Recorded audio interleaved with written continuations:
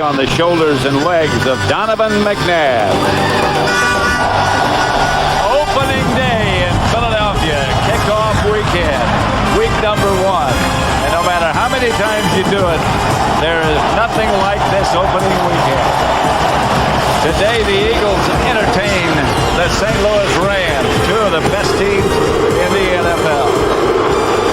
Pat Summerall here with John Madden for our 21st year. And John, let's talk about the Rams first. Many say they're the most explosive team offensively in football. Yeah, they definitely are the most explosive team in football. And you start off with the Rams, and they have a very good offensive line. And they don't get a lot of mention, but they block very well for the run and pass protection.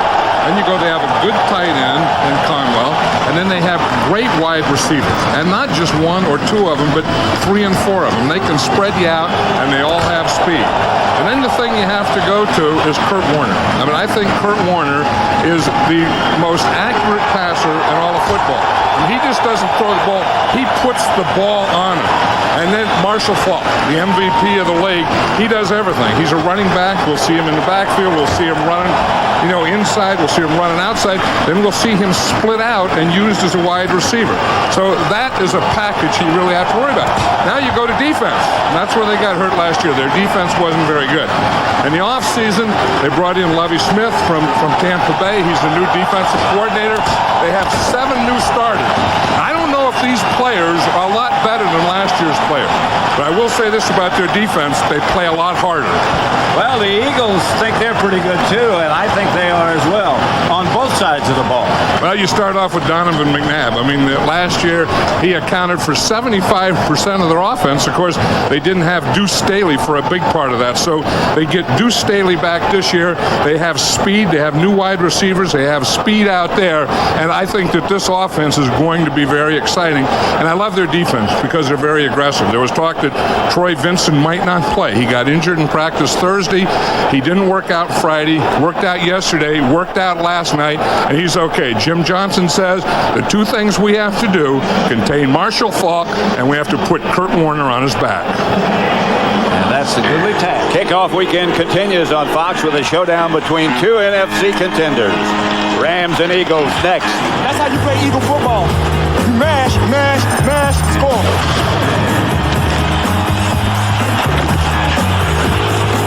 About this stadium and this Eagle team and their preseason schedule is this turf on which these 2 teams will play. Ron Pitts is down on the sideline. He'll be with us throughout this year, but he's got more on the condition and the turf and what kind of shoes are going to be worn. Ron, all yours. How you doing, Pat? Well, they call this turf Next Turf. It's a synthetic blend that tries to simulate natural grass. It's longer, higher, and a lot softer than most AstroTurf and a lot less abrasive. The players love that. But the big problem is what kind of shoe now do you wear on it? Keep in mind, the Rams have never played on Next Turf. This is their first time. So as a result, they sent Todd Hewitt, their equipment man, up here last week to scout things out. The Rams get off the plane yesterday with 200 pairs of shoes. Each guy came out here early this morning. They tried out the shoes. Around 1 o'clock, they had 5 different pairs that they were trying out. And they kept going and going until they got the right pair. The consensus seems to be this right here. They started with this shoe. This is the baseball shoe or softball shoe. The Philadelphia Phillies wear it when they play here. A lot of the Eagles are wearing this shoe, especially the Eagle defensive backs. The next shoe is the rain turf shoe. It's usually done or used whenever it's very, very wet outside. A lot of the offensive and defensive linemen are wearing this shoe. A lot of the Ram defensive backs, interestingly enough, are also wearing this shoe. One key point on Troy Vincent, of course, as John said, he got hurt in practice earlier this week. I talked to him last night. He went through a rigorous workout, like you said, John, back pedal stop, twisted turn. He tried to hurt his knee because he didn't want to get out here and feel it for the first time. He said, I'm A-okay, my team needs me, and I'm going to go. Pat? All right, Ron, thank you very much. You can see the spray behind the Eagle bench. It's kind of warm. It's not uncomfortable, not yet. And now it counts. I mean, this is what it's all about, and everything counts from this point on. And it's not necessarily the shoes. This is what you do above the shoes. I was just going to say, you were drafted by the Eagles. Wilkins set to kick it off. Buckhalter and Brian Mitchell. to return it. And that's Mitchell, and the Rams do an excellent job of covering that kickoff. Let's look at the Eagle offense.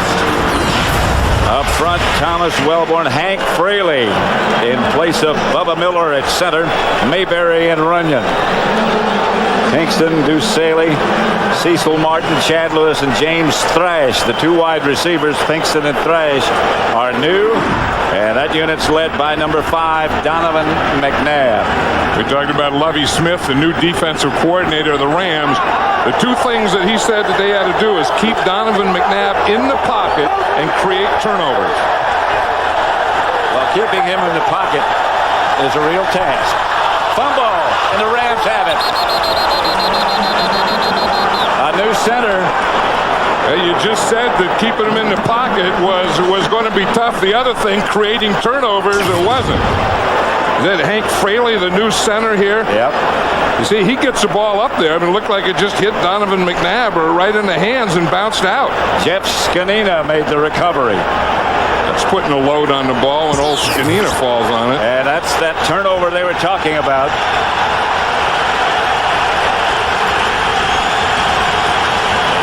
Bubba Miller, we spoke about, he broke his ankle. Grant Wistrom, the Rams defensive end and leader, is out with a bad knee. First for the Rams at about the 13, and Warner pump fakes, gets to Marshall Faulk. Faulk inside the 10 to about the 8. Hollis Thomas made the stop. Let's look at that Ram offense, that explosive unit that we talked about. A fine offensive line, as John said: Pace, Newton, McCollum, Timmerman, and Ryan Tucker. Speed on the outside, Holt and Bruce. Marshall Faulk, the versatile one. Hodgins and Ernie Conwell, the tight end. He's lined up to the left. Faulk again. Faulk into the end zone. That was a heck of a cut by Marshall Faulk. That ball was starting to the right side. That was like a 4 or 6 hole play going to the right, and it ended up in the 7 hole. Watch it. He's going to start in here, but he's going to end up back over here. The thing that Marshall Faulk says is he always looks beyond and sees color. He's not looking for players, just colors flashing in front of him. And he sees a bunch of white over there, but he doesn't see any white back to the left. Wilkins for the extra point with Ricky Prohl holding. Wilkins is good. He didn't miss all of last year. He was hurt for some time. Let's look at it again. Part of it is vision, but a big part of it is feet. And that's why Marshall Faulk was the most valuable player in this league last year, because, as I was saying earlier, he can do it all. He can do it as a runner from the backfield. He can do it as a receiver. But look here. I mean, first, he sees that. He sees everything on that right side. He also sees nothing on the backside, but then he has the feet and the movement to get him in those positions. That'll go down in the scores when you read the papers tomorrow as a 7-yard touchdown run by Marshall Faulk. But that was one heck of a run. And the other thing is the backside of the offense. So when you have a play called to the right, but the backside of the offense, the side away from the play call, still blocked. And Tom Newton was back there, and Orlando Pace doing a good job of blocking to create that backside. And Marshall Faulk is always aware of where everybody is. A real student of the game. Marshall Faulk has to be one of the smartest players in all of football. Yep. He knows, and he said he started that in college, where he had a backfield coach at San Diego State that was a lot like an offensive coordinator. In fact, he later became an offensive coordinator. For the Giants. Right, Sean Payton. And he said he taught him to play running back. He taught him like he was a quarterback. Well, he learned the lesson well. We have replacement officials, and here's the umpire cam, and watch how he reads his defense. You see, he sees all those big piles there. One of the things is, if you looked at that onside, all of those white jerseys were on the ground, too. He just didn't want to run through them or jump over them. He went to the other side. Wilkins, and this will again be Mitchell to return. And Mitchell has some room this time and gets it outside the 30 to about the 34. Holcomb brought him down. Let's have a look now at the rebuilt St. Louis defense. Moran, Skanina, Young, and Chidi Ahanatu, formerly a Buccaneer. Fields, Fletcher, and Don Davis, the linebackers. And the secondary, Dexter McLean, Kim Herring, who didn't play in preseason, Archuleta, their #1 draft choice, and the recently acquired Enos Williams. To Deuce Staley.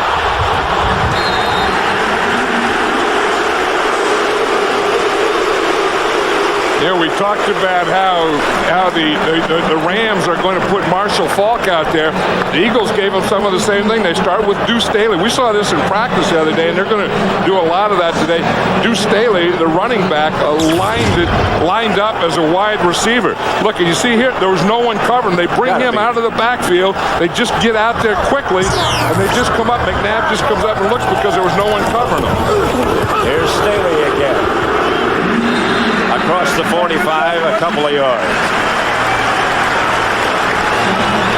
Yeah, that was so impressive. We were talking about that on Friday. Watching this Eagle team practice was the quickness that they had. I think they're trying to be a lot like the Rams. I mean, they explode out of the huddle. They get up to the line. They give you a movement. They give you a motion, and then boom, the ball's out of there. The Rams lead at 7-0. This is Staley. And Deuce crosses the 50. Stopped by Don Davis. Remember Deuce Staley last year? We had him in the opener down there in Dallas, and it was real hot, and that was the game that the Eagles used pickle juice to keep their guys going. Deuce Staley, in the second half of that game, he gained over 200 yards, but that was one of the greatest efforts that I've ever seen by a running back. He said he got a little taste of that pickle juice before the game ever started. Look at that. 201 yards he gained and 7.7 yards per carry. There's Deuce again. No yards this time. Third. He's one of those guys. Ron Pitts was talking about the shoes that he wears, and Deuce Staley says that he's wearing those baseball shoes, and you know, he had that foot surgery in the offseason where he had a new bridge and 2 screws put in his foot. And the thing that he says is, with these shoes, you can only wear them one time. He said the thing he has to remember about him, because you make so many cuts and wear them down, that after you practice a day or play one game, you have to throw them away. 2 tight ends. That's Thomason, who comes out in motion. Incomplete, intended for Staley. Through his hands.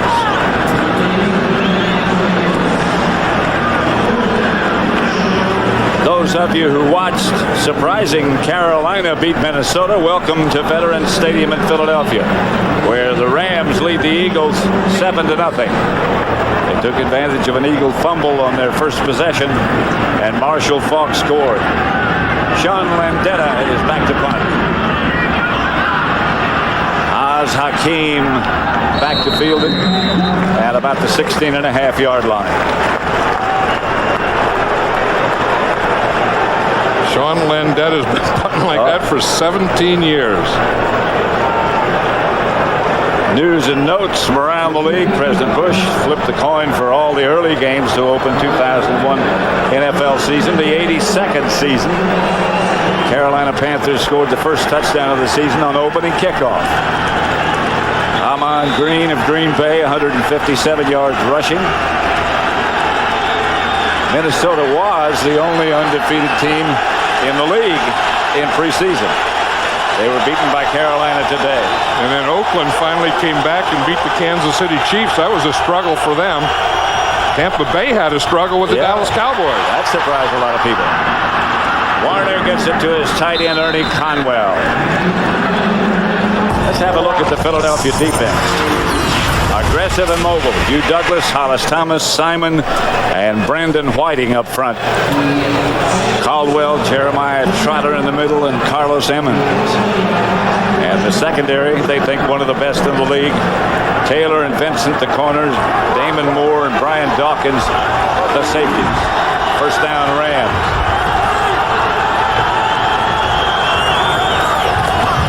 Warner back to throw it. Has plenty of time. Has an hand open. That's Isaac Bruce, I believe. Here's the first thing you have to do is you have to block Douglas. If you're going to pass protect, you can't let Hugh Douglas have his way. And this is going to be a great matchup because Orlando Pace, number 76, is one of the bigger, stronger, and better tackles in this league. And you see Douglas is a little undersized. And when you get a big, strong guy and he gets his hand on an undersized guy, the undersized guy doesn't have a chance. I'd say Orlando Pace won that battle. First and 10. He did his job. Yes, he did. Warner back to Falk. A yard. They tripped him up. The guy that tripped him up was Troy Vincent.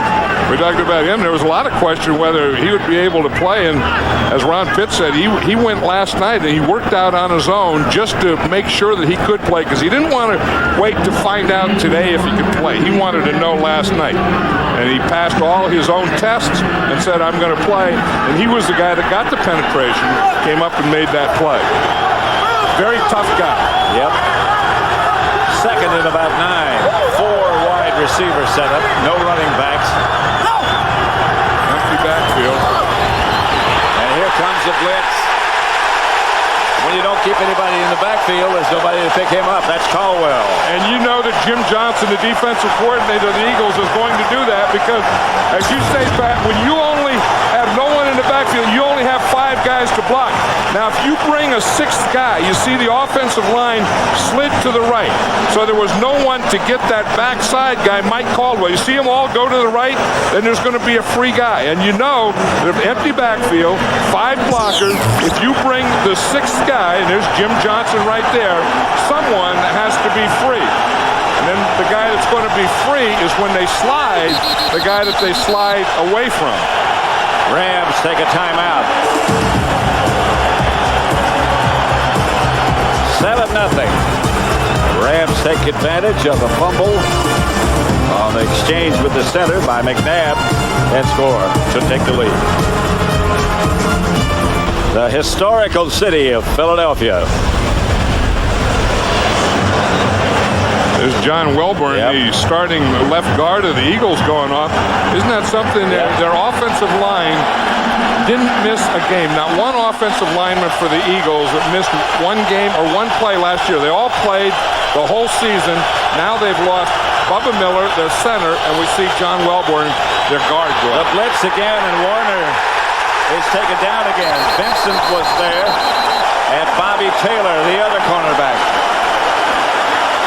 That's the thing we talked about Jim Johnson, the defensive coordinator, and you know that he believes. Here's Troy Vincent. See, he lines up like he's going to cover, and then he just comes on a blitz. Marshall Faulk gets there, and he gets away a little from Vincent, but Bobby Taylor, the other corner, was coming from the other side. Did you ever think you'd see a day when you'd blitz both cornerbacks? No, because you know, especially against the Rams, because you know you have to cover those guys. But the other way, against great wide receivers, the other way to do it is knock the quarterback down before he throws it. John Baker gets off a good kick to Brian Mitchell, who won't fair catch it. And he struggles back to about the 29-yard line, where the Eagles will take over.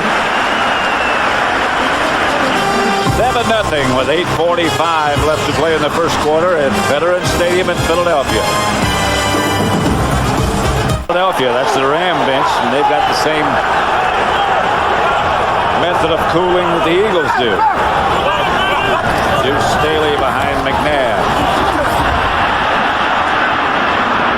Out of bounds, intended for Pinkston. The first half, the early games of opening day are over. Baltimore, the defending champion, beats Chicago. Carolina upset Minnesota. Green Bay looked pretty good in beating Detroit. Indianapolis 45, the Jets 24. New Orleans beat Buffalo. The rest, Oakland, as you said, came back and beat Kansas City. Jacksonville over the Steelers. Cincinnati beat New England. 2nd and 10.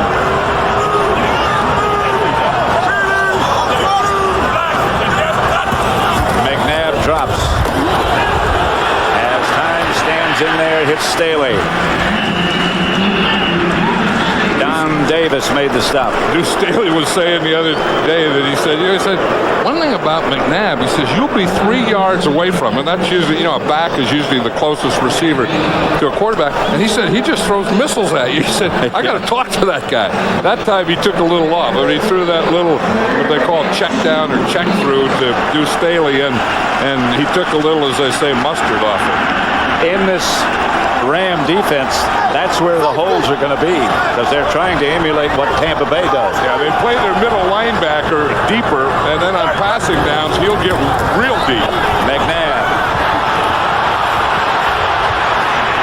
Incomplete. He overthrew Staley. What do you think that he has in mind now? We talk about Fletcher here, and you just see him. He's just staying with McNabb. You see McNabb here and London Fletcher there. That's the old spy thing or mirror. Wherever McNabb goes on that down, London Fletcher was going to go. Landeta back to punt. Hakeem fields it at the 50, throws it across the field, a lateral, and it's fumbled. That's Marshall Faulk, I believe, who fumbled it, or didn't catch it cleanly. Jeremetrius Butler.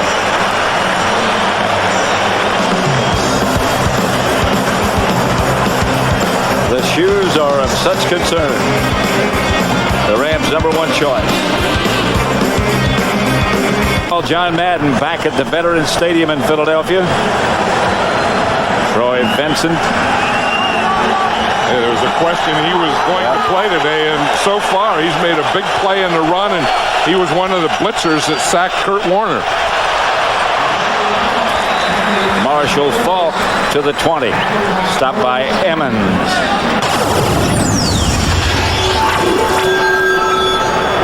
Fox postseason baseball begins October the 7th. Barry Bonds just hit 61 in the first inning against Colorado today. October the 2nd, our coverage begins.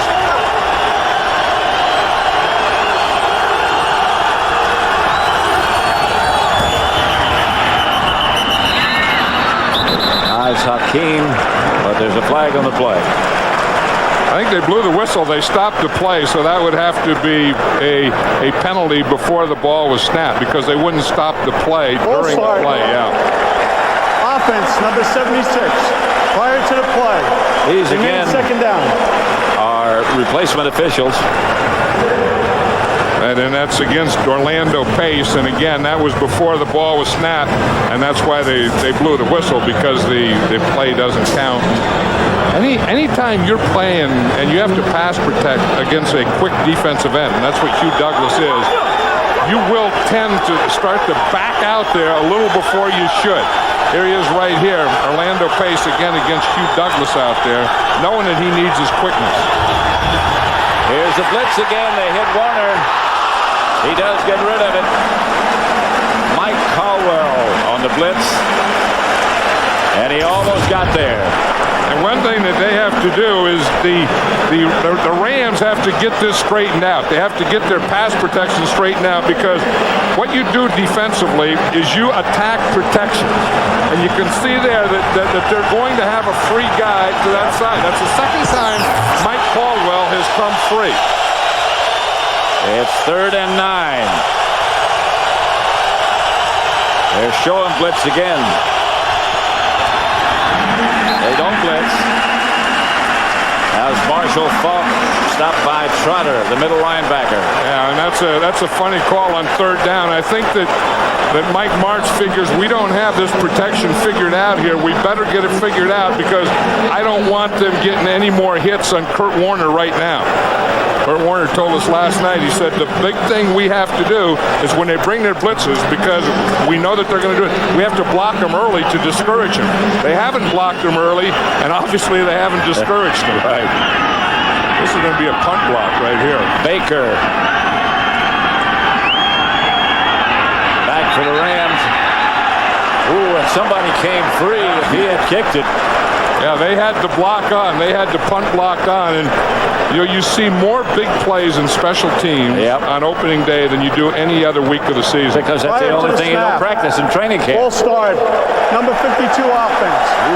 Repeat fourth down after the 5-yard penalty. See this, when you see no one out here on the cover, guys, you know that they have an overload in there and they're going to blitz and they're going to, come on the block. That's how you tell whether it's a block or return, and they're set up with the same thing now. See them come in right here, and they faked it. Baker's punt is going to be fielded, or it bounces at about the 40 and takes a Ram bounce. Ryan Mitchell lets it go.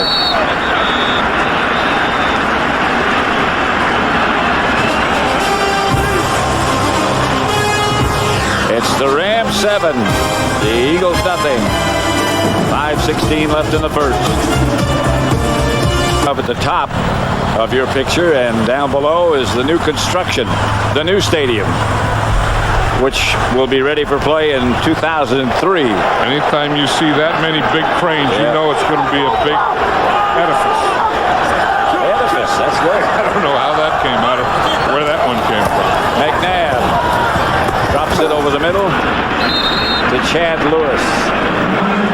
Yeah, we were talking about the protections and how the Rams don't have these blitzes down, and they're really getting to them. That's what they're going over there on the sideline, and you can see them drawing up well, now they're looking at the pictures. Earlier they were drawing up the protections and showing them what they were doing, and now they got the Polaroids or the pictures from above. Here's the drawings they were doing, and you can see how they're working on what they have to do the next time they get out there. Second at about 6. To Staley. Right now for a game break. Let's return to James Brown in Los Angeles. Pat and John, San Diego taking advantage of Washington early on this one. Tim Dwight taking the punt. What does he do? He takes it 84 yards to pay dirt. San Diego, Norv Turner would love to have this one on top by the score 10-0 over Washington. Back to Pat Summerall and John Madden. And we're at Veterans Stadium in Philadelphia. Yeah, I think JB in the pregame show picked San Diego as the biggest surprise team this year. And they laughed at it. Yeah, or the most improved team. Chad Lewis makes the catch. And that's an Eagle first down. I think eventually Donovan and McNabb or the Eagles are going to have to get the ball outside. Everything they've thrown so far has either been to Deuce Staley in the middle like this, just hitting them in the middle, or it's been to the tight end. They haven't worked anything outside the hash mark. But I think they have to get the ball out here.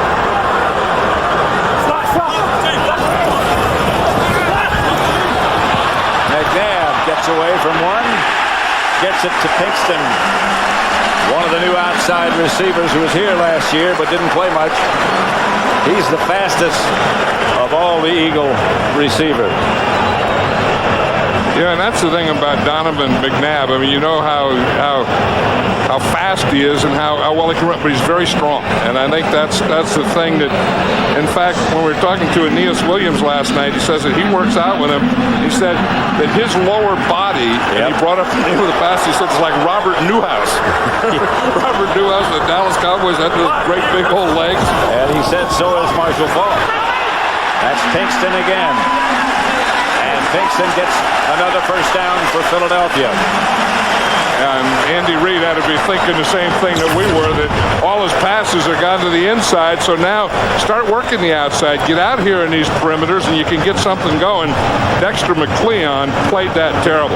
I mean, he wasn't up there, and then when he finally gets up there, he just kind of waved him on by. That's the thing. In this league today, you just can't be what they call a cover corner. You better be a tackler also. First down, Philadelphia. McNabb drops the throw and throws it deep, incomplete. Intended again for Pinkston. But good coverage that time by the Rams secondary. I think McNabb probably saw that good coverage. It was a double team and probably threw that one away. There are some times when you see something and you know that you're not going to get to it, and it's only first down, just let it fly. Just throw it right out of the joint. Now with this new defense of the Rams, they give you what they call a cover 2 shell.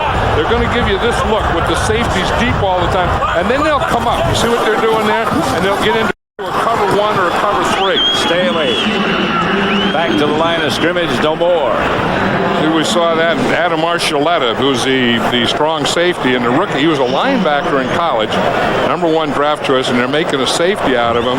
And we just saw there where they start him deep, and then on running downs, they can get him up into a position where he's a linebacker.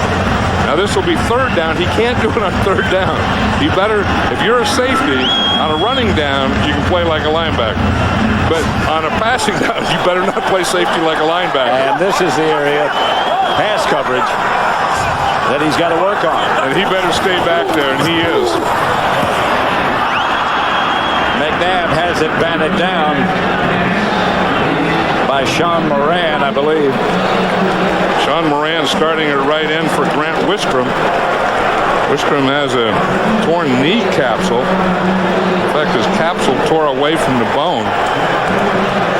It's funny, Aeneas Williams there is his first year with the Rams. And Lovie Smith says is a complete player. In fact, he, in his first year with the Rams, is their defensive captain.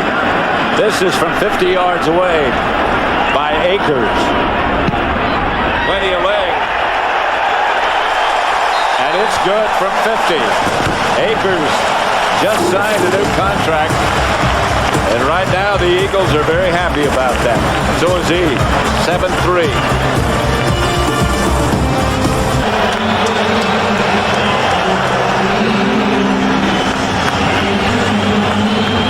Akers set to kick it off.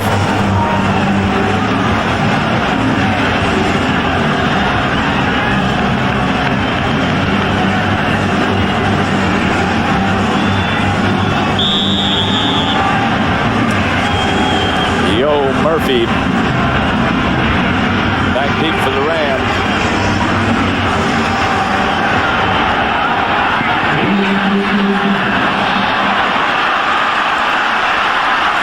That's Cash, but there's a flag.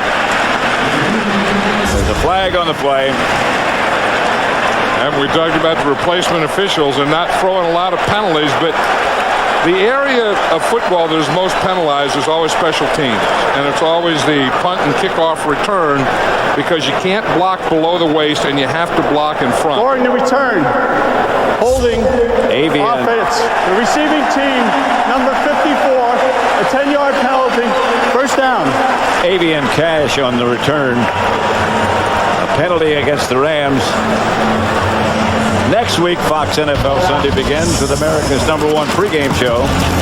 As JB, Terry, Howie, and Chris get you ready for kickoff, then Brett Favre leads the Packers against Jesse Armstead and the stingy Giants defense, or Jamal Anderson and the Falcons look to shut down Marshall Faulk and these high-octane Rams in an NFC West showdown. Also, other regional action coverage begins at noon Eastern, 9 a.m. Pacific, here on Fox. 1st and 10 Rams. Brett Favre and those Green Bay Packers look pretty good today. Yeah, they did. We had that game on in the bus before the game. Great bus. The pass comes to Marshall Faulk. They fake the screen one way. We talked to Kurt Warner about how he plans to attack this Eagles blitzing defense. We all know that when teams blitz us, puts a one-on-one on our receivers, and our receivers are as good as anybody at beating a one-on-one matchup or breaking a tackle and going the distance. So that's what we have to do if they decide that the key to the game is blitzing me and trying to get pressure on me. Is I've got to be able to deal the ball out quickly, and then our guys have to try to make guys move.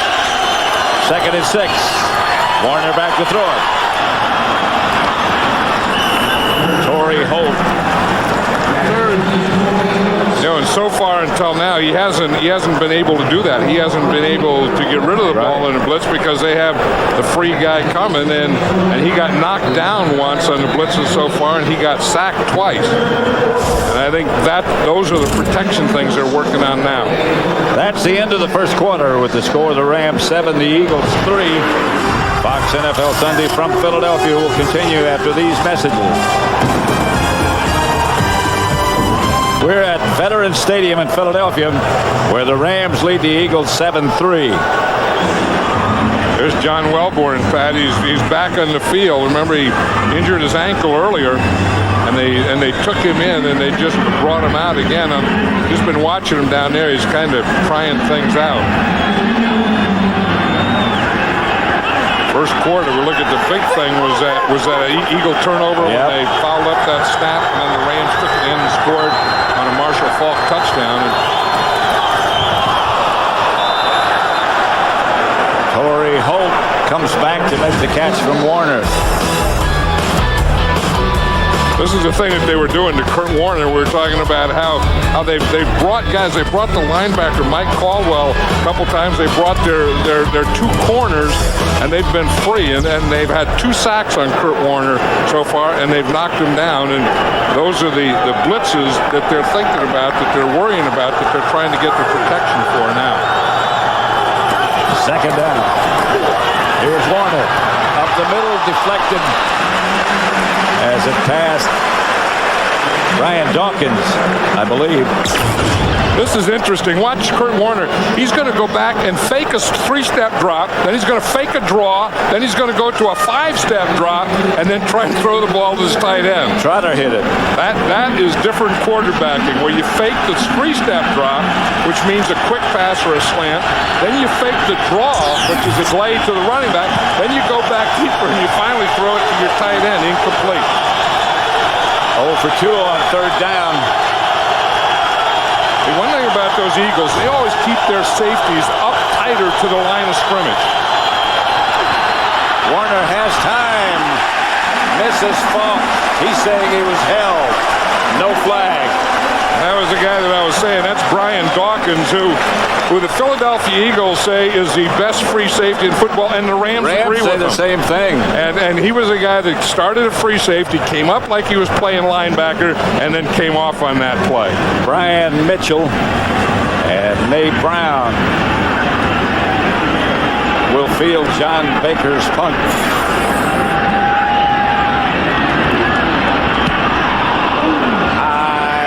Brown retreats. At the 15 he starts. Up to the 23.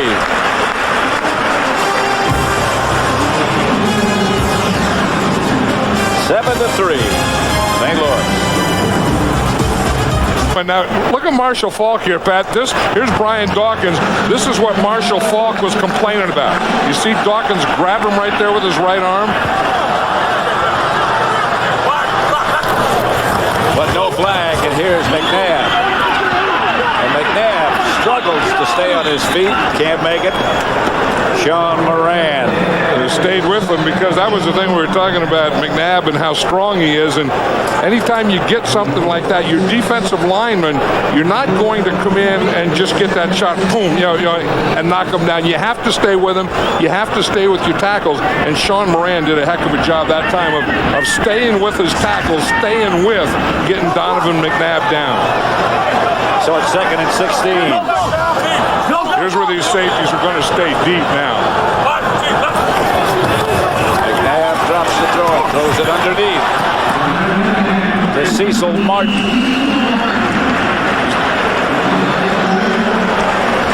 They're working on Brian Dawkins over there. The last play we saw, we said was a good play. Then we showed it again where he kind of got his right hand out there and had a hold of some of Marshall Faulk. Marshall Faulk was complaining about it. That must be a cramp or something. Hey, one thing, the Eagles have a great medical staff and a great training staff, and the way they work with their players at getting them back is pretty amazing sometimes. You forget about McNabb. Throws it down the middle, complete to Nate Brown. And Brown will get the Eagle first down. You know, you talk about toughness and being tough, and you don't always think of that as a quarterback. When you take, when Donovan McNabb did that time, and you see him drop back and just wait and wait and wait, there aren't many quarterbacks that can wait. Now watch him wait here and hold it and hold it and hold it and step right up into that rush to make that throw. I mean, this is what a quarterback has to do. He can't look at the rush. He has to look downfield, and he has to step into his throw. Wide outside to Pinkston, who was taken down in a hurry. No gain.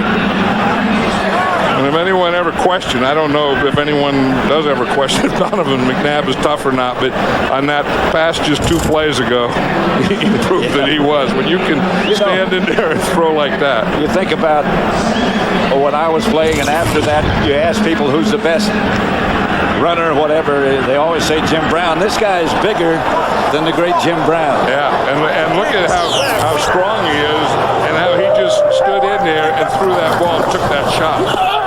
Deuce Staley, nowhere to go. London Fletcher.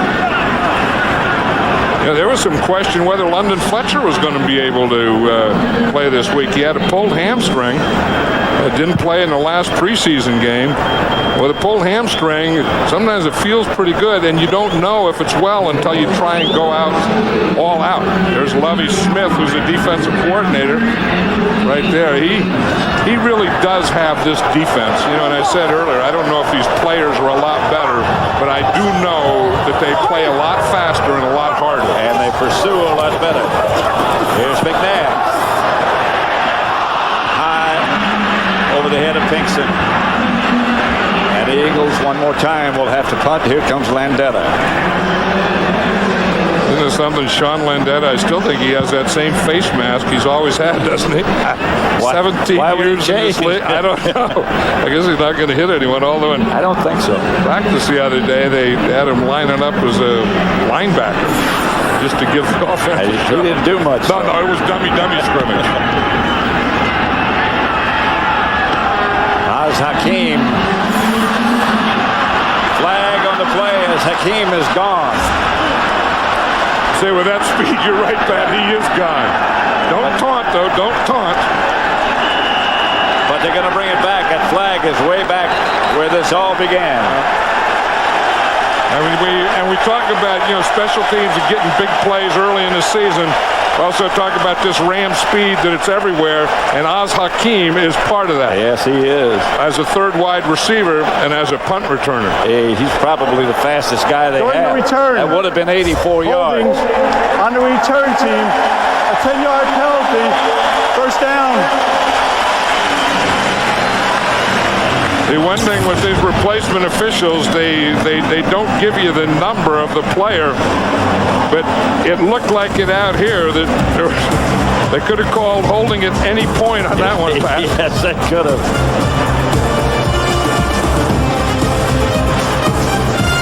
Three, the Rams over the Eagles. Second quarter, 10:42 at Veterans Stadium in Philadelphia. Oz Hakeem had something going there. I mean, there was when he started on the left, when he got over to that right side of the field, about the 40, you know, with his speed, there was a touchdown. No way. And if that flag hadn't been way back here at the 20, that was a done deal. The closest Eagle was Landeta, and I don't think he's going to run him down. And if he did, he wouldn't do anything about it. Warner has a man wide open. Torrey Hope. You know, Kurt Warner was telling us last night, and that was an example of it, that he doesn't look at a receiver or throw to a receiver. He throws a spot where the receiver's going to go. And that was exactly what he did there. I mean, he threw about 10 yards away from Torrey Holt and let him go get the ball.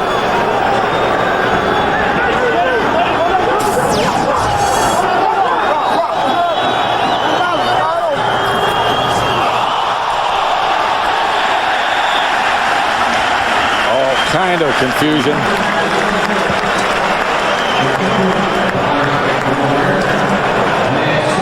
Matt Bowen being carted off for the Rams.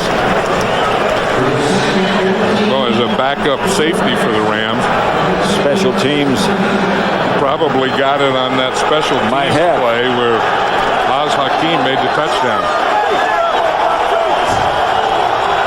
Isaac Holt split wide left. Second down. Warner retreats. Here comes the blitz again. Marshall Faulk juggled it a moment. Yeah, now you talk about blitzing corners, and that's the thing that they do. You know, they'll bring anyone. Here it is right here. Here's Troy Vincent. Now you'll see Troy Vincent coming on a blitz, and the safety comes over here. Now, you don't count that guy as a blitzer. And when he comes from the outside, he is going to come free. But that's the one that Kurt Warner was talking about, that he had to get rid of the ball before the guy got Warner there. saw him or felt him coming and got rid of it. Third down. Long yardage. Warner quickly unloads to Torrey Holt. It's incomplete. He had to throw in a hurry. You know, you look here with Kurt Warner, you look no blitz. He's completed 6 out of 6. Against the blitz, he's only completed 1 out of 5. What does that tell you? Well, that tells me that Jim Johnson, the defensive coordinator of the Eagles, is going to keep calling blitzes. And until they get it straightened out, he's going to get a heavier dose of blitzing than he's had.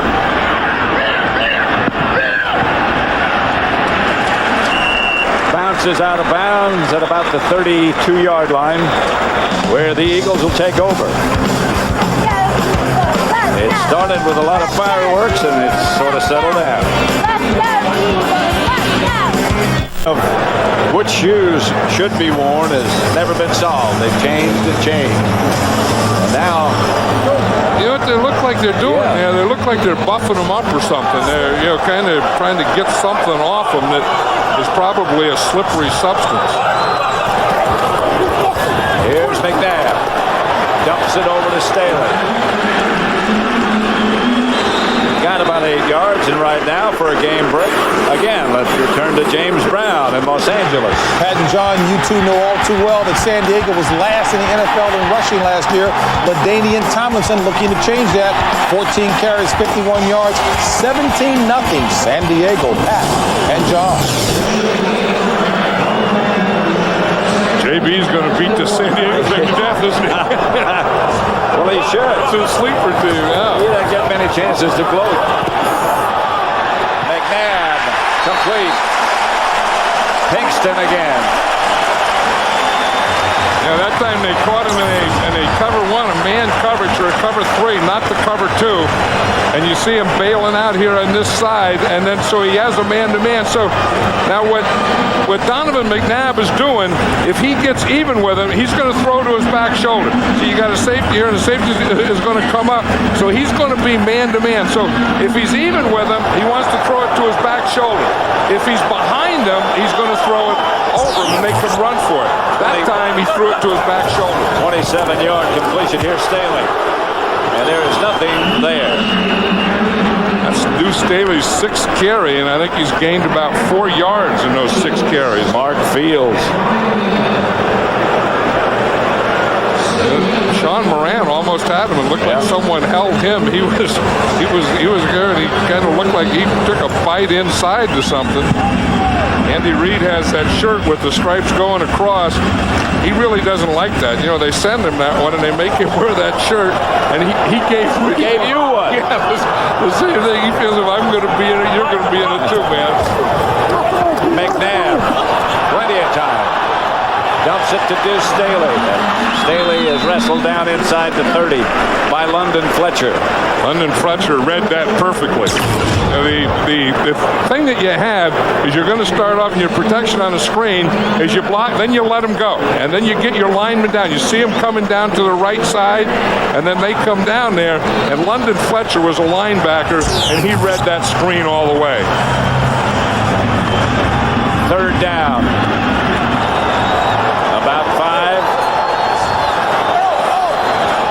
The Eagles in field goal range for Akers.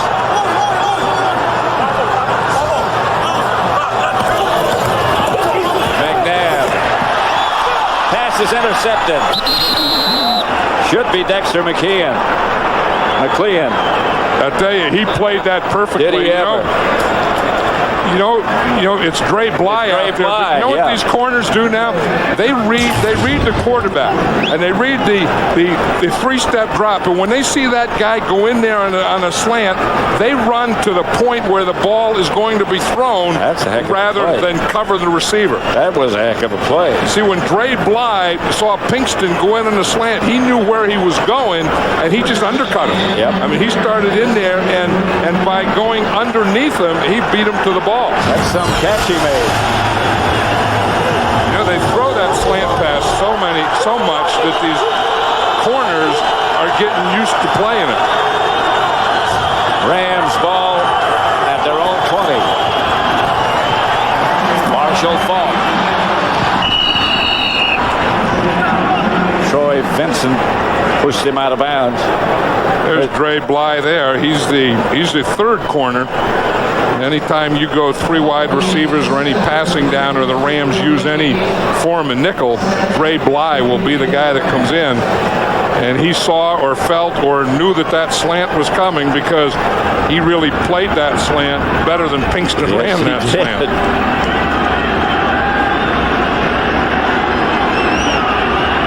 Notice how patient Marshall Faulk was. That's one of the things that he says that he works on is to not be speed, not try and think too fast, not get to the hole too quickly, but just wait for things to develop Timeout, and St. then Louis. burst. It's his second choice timeout of the half. Warner calls a timeout. Didn't like what he saw. Put up the T signal. They have one left. 7-3 St. Louis over Philadelphia.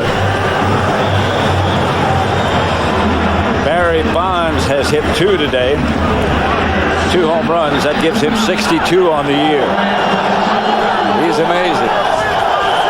2nd and 3.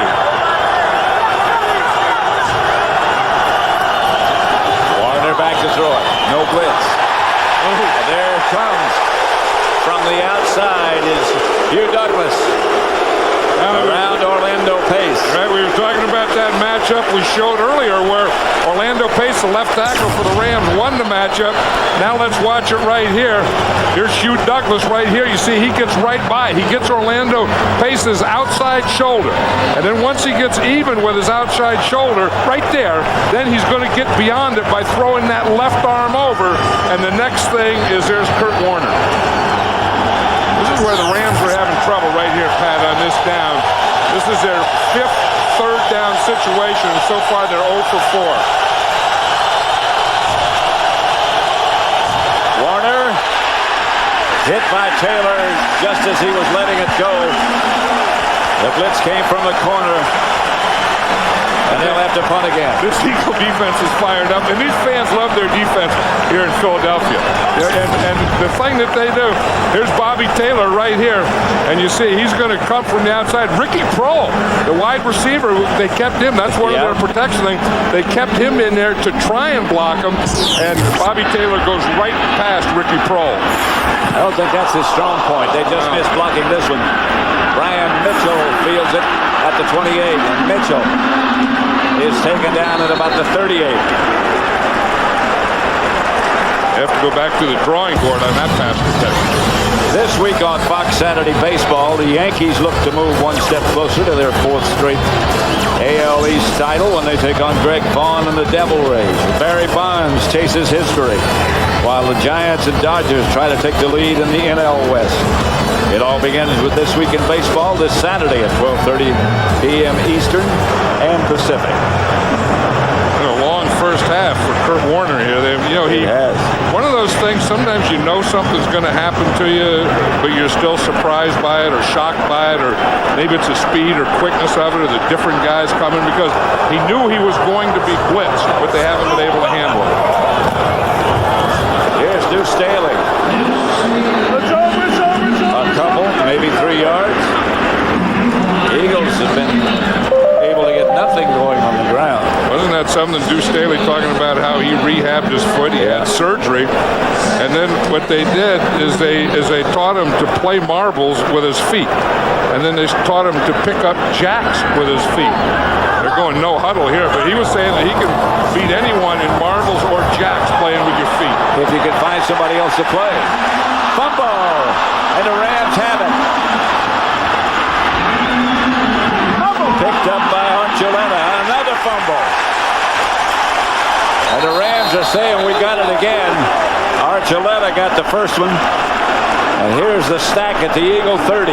We have the umpire cam on. That's the umpire who's going to, he was looking down there to see who does have the ball.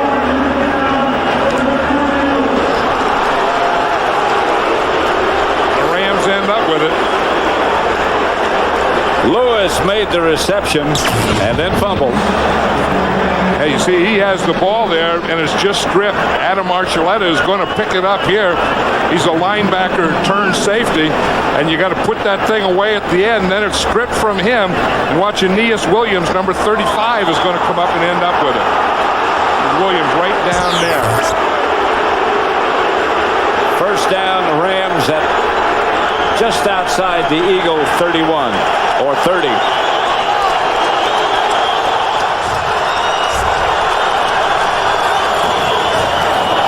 Here's Falk.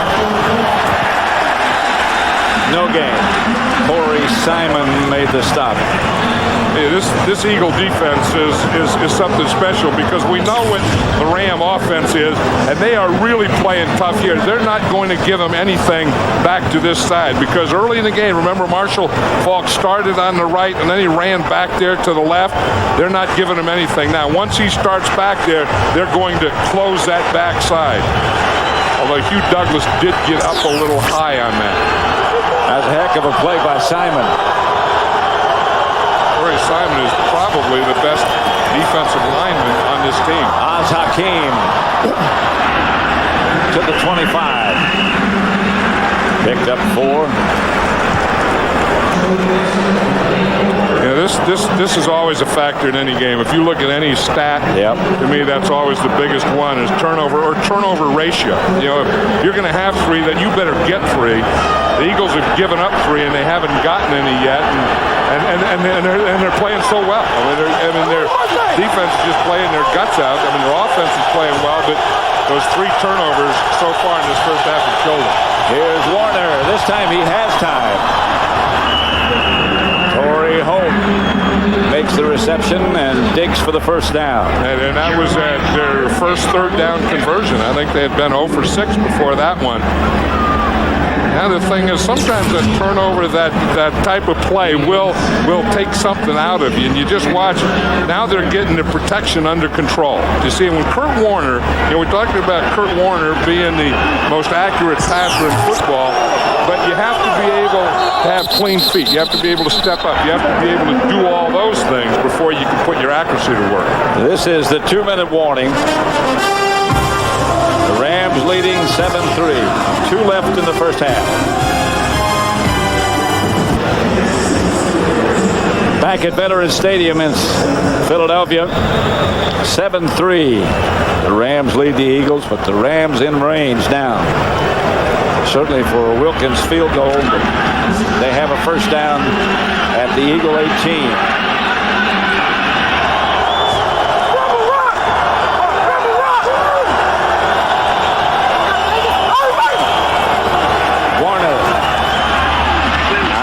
To his tight end, Ernie Conwell. The thing that the Rams do, we talk about their quickness and speed, but they'll come out and they'll give you shift in motion. And that time I felt that the Eagle defense never did get set. That they were a little confused. They were still pointing. They were still talking when the ball was snapped and out there.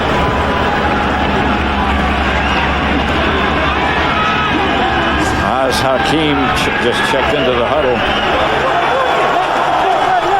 Usually means this 1 to 2, 3 wide receivers. That's Falk.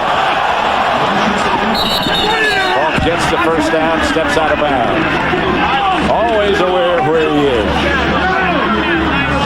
He still looks like he got Orlando Pace's belt.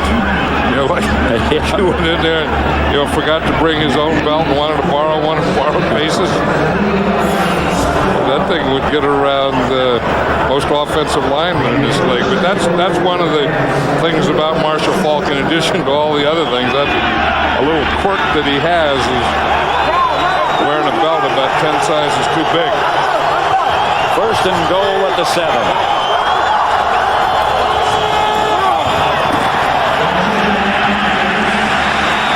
For the 5 is Faulk. Look at number 20 up there. We were talking about Brian Dawkins and playing like if it's a run, he'll get up there and he'll hit you like a linebacker. If it's a pass, he has great ball awareness. But he is always going to be up wherever the ball. You see him right here. He starts here and he's reading, and he's going to read all the way. And then as he starts back, he's looking at him there. And then as he starts back, he makes that cut back with him. Second and goal. Warner throws, fakes a throw, gets the Faulk to the 2. That's that one we saw before where he fakes the throw with a 3-step drop, and then the time before we saw him come back and fake the draw and then go back and pass. Now he fakes the pass, boom, he goes back again, hands a delayed draw to Marshall Faulk.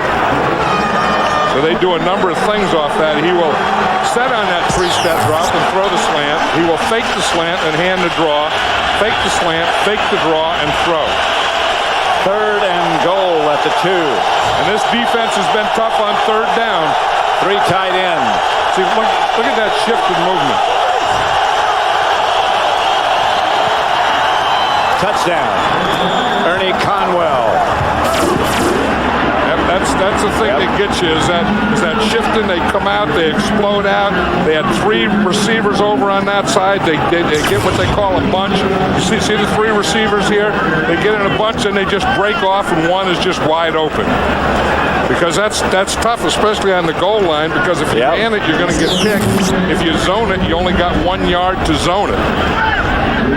Wilkins for the extra point with Ricky Prohl holding.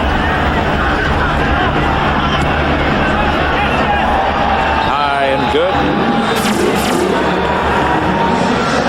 Coming up on the Visa halftime report, JB and Terry will have scores and highlights from around the league, and the Fox Sports ticker will keep you updated with up to the second stats. 14-3 in the meantime here at the Veterans Stadium in Philadelphia. And as I said, the defense has been playing so well for the Eagles, and remember, this one was a result of a turnover. Both of them. Right, Chad Lewis, caught the ball, and Kim Herring stripped him from it. Adam Archuleta picked it up, and as you said, the first one was the bad snap early in the game, so the St. Louis Rams have 14 points, but they really didn't get them on the defense. Here's that second turnover. Watch Kim Herring come in there, and he strips Chad Lewis. Now Artem Archuleta picks it up. He's going to run with it, and then he's going to fumble it, and then there's going to be a big old pile up there, and Aeneas Williams comes up with it at the end. It looked like John Wellborn had it initially, didn't it? He certainly had a shot at it before Williams got there. You look at this, the St. Louis offense really has no touchdowns, but they have the 14 points off the turnovers. James Thrash. They have 2 touchdowns, but they were both off turnovers. Thrash is deep. Wilkins kicks, chases him back into the end zone, and he's going to bring it out. Thrash stays on his feet to the 24. Want more of the same great attitude you get from Fox Sports? Then log on to the new foxsports.com and get local information on your favorite team and the best fantasy football on the web. Hey, where else can you get John Madden? On a cornucopia in the same place. Were you in the same place? What is it? What are we talking about? Log on now to foxsports.com. You're at .com with her? Yeah, at .com. Nice going. Is that London Fletcher's nickname, .com? Yes. Same place. Were you in the same place? What is it? What are we talking about? Log on now to foxsports.com. You're at .com with her? Yeah, at .com. Nice going. Is that London Fletcher's nickname, .com? Yes. The Eagles have all three of the timeouts, so they'll settle for 14-3. Eagle offense really didn't get it going. They never got in sync, and the Ram offense really hasn't been in sync. And if it wasn't for those turnovers, the score could be 3-0. Right now, let's go down to Ron Pitts. Kurt, you guys have gotten the 14 points off turnovers. You still got the points. They've been blitzing you a lot. We counted almost 5 cornerback blitzes. Does that surprise you? Well, we knew they were going to come in and blitz us, and they've done a nice job of it. They've attacked our schemes. Now we've just got to settle down. We've been moving the football, but we keep putting ourselves in a hole, like missing a block or them coming on a blitz and us not hitting a quick throw. We just got to settle down, concentrate, and make some plays. All right, good luck next half. Thanks a lot. Back up to you, Pat. All right, Ron, thank you, and thanks to Kurt Warner. Halftime at Veterans Stadium in Philadelphia, where the St. Louis Rams lead the Eagles 14-3.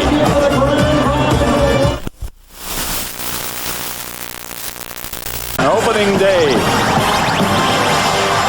The Rams lead is 14-3.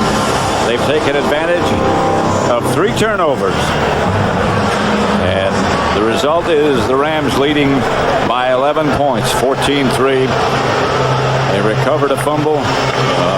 Bungle's snap exchange between McNabb and his center.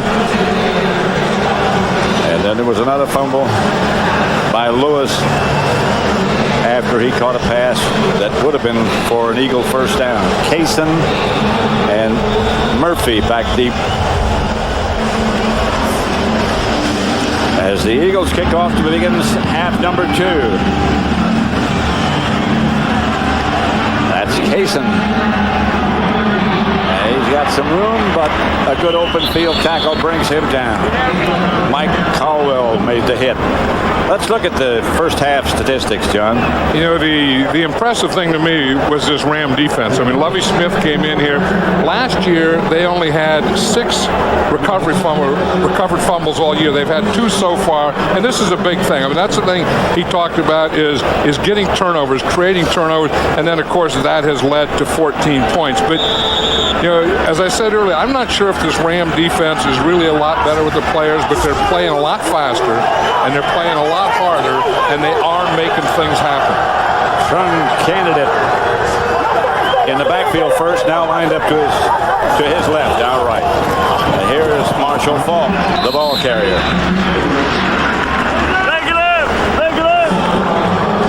One of the things that if you get a heavy dose of blitz, if you look, the completed ones are the yellow ones, incomplete are red, and interception, there's no interception, but they would be blue.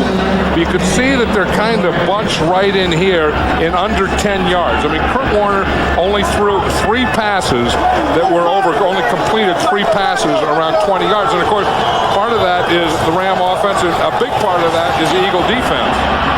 And they were coming on a safety blitz that time.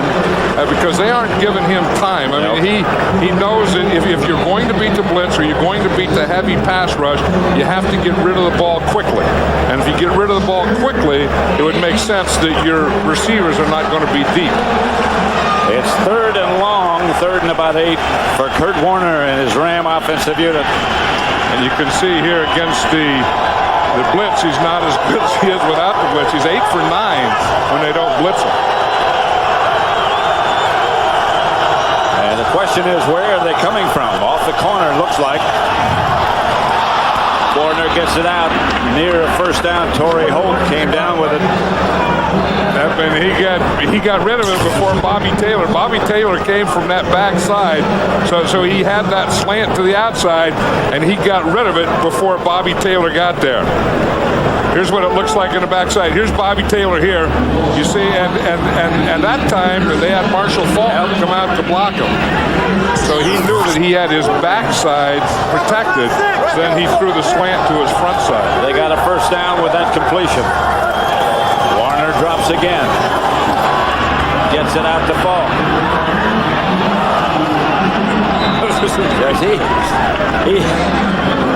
It's amazing how aware he is of where everybody else is. You know, someone asked Marshall Faulk last night if he was healthy. And I'll just talk about that in a minute. But here, just watching Marshall Faulk, here he is. He just gets this loop out here, and watch him. He's going to make someone miss. He said sometimes he'll look at the third or fourth guy and just assume that first guy is going to miss anyway. Here comes Isaac Bruce. Trung candidate is in the backfield now. Here's Warner back to throw, and up the middle, incomplete. Intended for Faulk. That was the formation there, you know, that they got in trouble in St. Louis about. What they did is they put Trung Candidate in there, and then they put Ernie Conwell, the tight end. So Conwell was the fullback, Candidate was the halfback, and then they used Marshall Faulk as a wide receiver. They did that in practice, and a radio guy saw it. Asked Mike Martz about it. He said, "How about playing Candidate and Faulk together?" And Martz went crazy on it. He said, "Why don't you just telegram them on offense?" Well, he's going to borrow it from practice. Well, there was the play that we just saw. Was the one that they telegrammed. On third down, he drops it off to Oz Hakeem, Ricky Prohl. Yeah, that was shuffled so many people. That was the 4 wide receivers. They had 3 of them to this side. Ricky Prohl was the third most inside, and he was just looking. The guy that was off, he was going to throw the slant to. But that's one good thing about halftimes, you know, is that's where you get a chance to kind of regroup, you know, to bring your team in, to draw things up, to make adjustments. And the Rams look thus far like they've made good adjustments. Ball doesn't go anywhere. Grasmanis in to hit him first.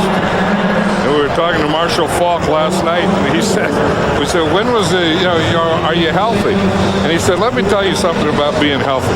He said, the last time I was healthy was before the Houston Oilers game in 1994. That's his first year. It was his first game. and you know, but in that game against the Houston Oilers, that was the most rushing he's ever had in an opener. I think he rushed in that game for over 200 yards, and he says the day before that was the last time he's been healthy. Warner gets it quickly out to Hope, who has to turn back for it, but made the catch nevertheless. Let's go down to Ron Pitts. Had a quick injury update. Matt Bowen, the safety for the Rams, fractured 5th metatarsal in his right foot. He will not return. He got that on the called back Oz Hakeem punt return for a touchdown. Mark Fields, he got bruised ribs. He will remain in the game. Back up to you, Matt. All right, Ron, thank you. 3rd and 3. Warner, among other things, can get rid of the ball so quickly. Here comes the reverse to Oz Hakeem, and it will be enough for a first down. Marshall Faulk in that game I was talking about, 1964, he rushed for 143 yards that day. Last day he was healthy, but I've said that all along. I said if you play one down of football in the National Football League, regular season football, your body will never be normal the rest of your life. Well, I can testify to that. So can you. So can all your friends. Yeah. 1st and 10.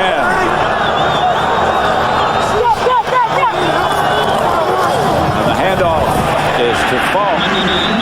And there's nothing doing. Brandon Whiting and Damon Moore. You know, we talked about how Brian Dawkins, a free safety, gets up in the line of scrimmage. Damon Moore, the strong safety, also does. Yep. It's not always Dawkins that they bring up. They can bring up either guy. And of course, when you bring up that safety, then that's what's going to do is that gives you that 8th man up. You see, Dawkins is coming back here, and we'll see Damon Moore. He's going to come up on the other side. See, he was out there. So he was up on the line of scrimmage on the left side. There's Warner goes deep. Incomplete. Good play by Troy Vincent. Isn't that for Oz Hakeem? I was just going to say, Troy Vincent is really something. Here he was on Thursday in practice. He hyperextends his knee.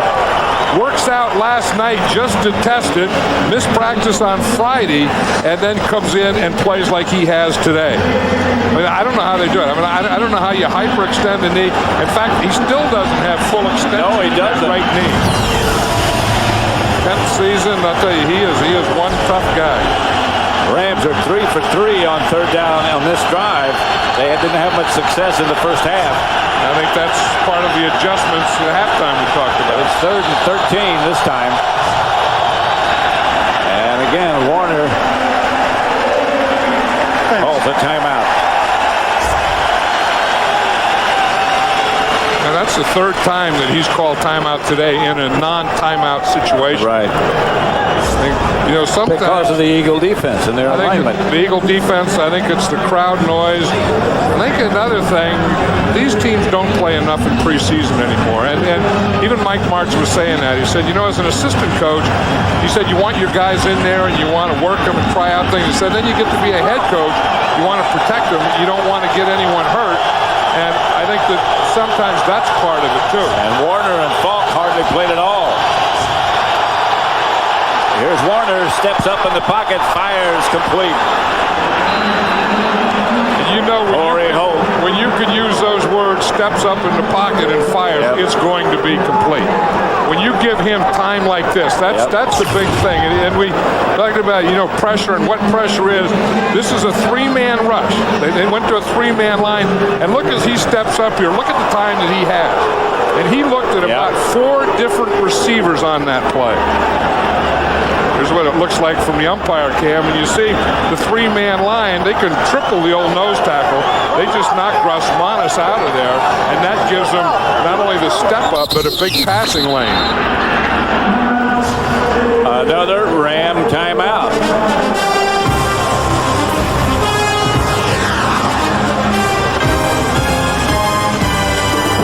What are they doing? I don't know. That was from the USS Olympia. I think it's about time to go to Isaac Bruce. Torrey Holt has caught 7 passes. Isaac Bruce has only caught 1. Warner drops it quick out to Ernie Conwell. Conwell gets it down inside the 10 to about the 6 or 7 yard line. And I think they had get him down. No, they had Conwell on the out, and they had Holt. They had. You watch him here. See, he's just going to come on what they call an arrow, and again they get the blitz. Damon Moore, the strong safety, was coming. So the strong safety and a man coverage is usually the guy that covers the tight end. So I think when he sees the strong safety coming, his hot receiver becomes the tight end. In that case, it was Ernie Conwell. Warner outside of Falk. Falk is out of bounds at about the 3 by Carlos Emmons, and Falk is still down. He's had a bad knee. Remember, he injured his knee last year during the season. He's had 2 operations. Right, had surgery on it. Didn't play an awful lot during the preseason. It looked like he was just pulled down awkwardly here. In fact, I think he slips after that. I think he, right there. Yeah, that's exactly what it was. You see his left foot there. It wasn't part of the tackle. Watch his left foot right here as he comes down on it. That kind of more like an ankle than a knee. Well, you know what it did? It looked like it went all the way up his leg. Yep. Here he comes out. Yeah, he's going out. It looked like he was going to stay in there, but I think if I were coaching the Rams, I would bring him out too, just to take a look at him. Trung candidate replaces him. Marshall Falk is way too valuable to mess with, to not be sure that he's okay. The Rams have had the ball this whole 3rd quarter. That's Trung candidate spinning to about the 1.5. Mike Caldwell made the stop. Here comes Marshall Falk strolling back in. Yeah, it was just what we talked about. I think they probably got a little scared it was over. You know, the injury occurred over on the other side of the field, and they just wanted to check to see if he was okay.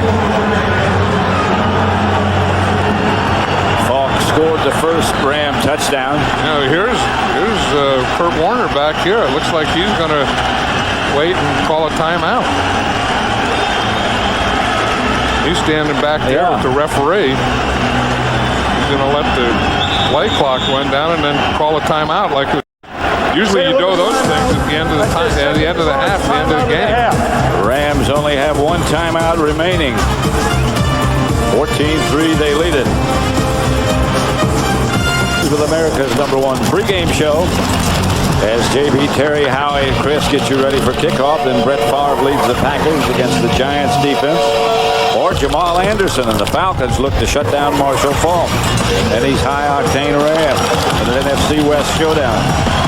Or other regional action. Coverage begins at noon Eastern, 9 a.m. Pacific here on Fox.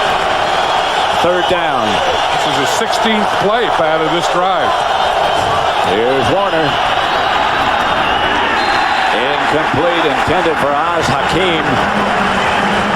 They're trying to get a penalty call here. You know, they've only called 5 penalties so far in this game. They've all been against the Rams. They haven't called one penalty yet against the Eagles.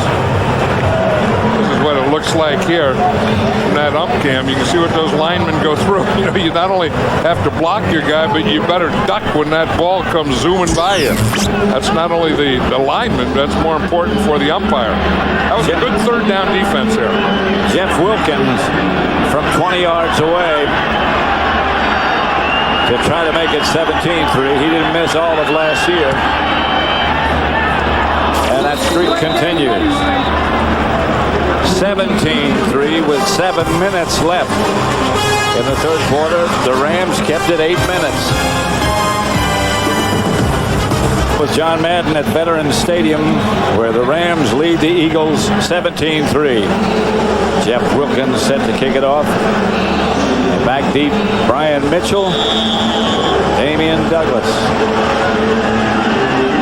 Wilkins, a very strong leg. This one he lines in the direction of Mitchell, who takes it inside the 5 with some room.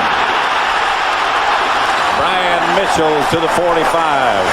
I don't know if Wilkins gave a hit or took a hit on I think that. he took one.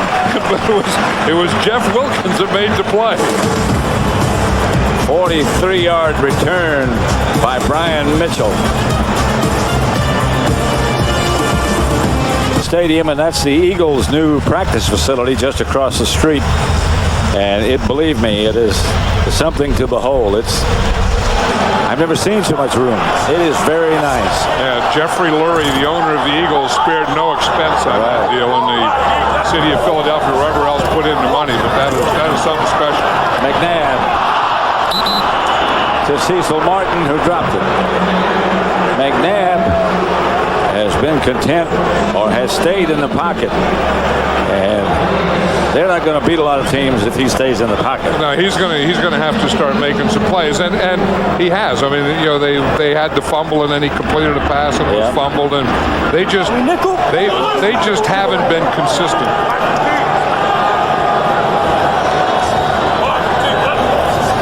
Here he is back to throw, and taken down by Tayoka Jackson. Tayoka Jackson came on a line stunt, you know, where two defensive linemen cross. And you see it here where they start and they're going to cross, and then one comes free. See, they start up the field, then they cross right here. And then as he came underneath, he started the outside and then came underneath. And as he broke underneath on that twist stunt, then he became free. 3rd and 19. That Eagle offensive line that was together all of last year has 2 members gone now. 2 backups. Pass incomplete. Flag on the play is knocked down by Trey Bly. Good play. No flag. I beg your pardon. Well, the fans are starting to boo now. Because, you know, that's a tough thing when the Rams come out and they control the ball for about 7 minutes, and they go all the way down and score, and then your offense goes out there and they come 3 and out. Yep. These fans came here to get excited, to get rowdy, to let it all go, and they haven't been able to let it go. That puts a lot of heat on the defense. Good kick by Landeta. Oz Hakeem fumbles it, picked it up. And gets it back to the 19. Barry Gardner was the first Eagle down.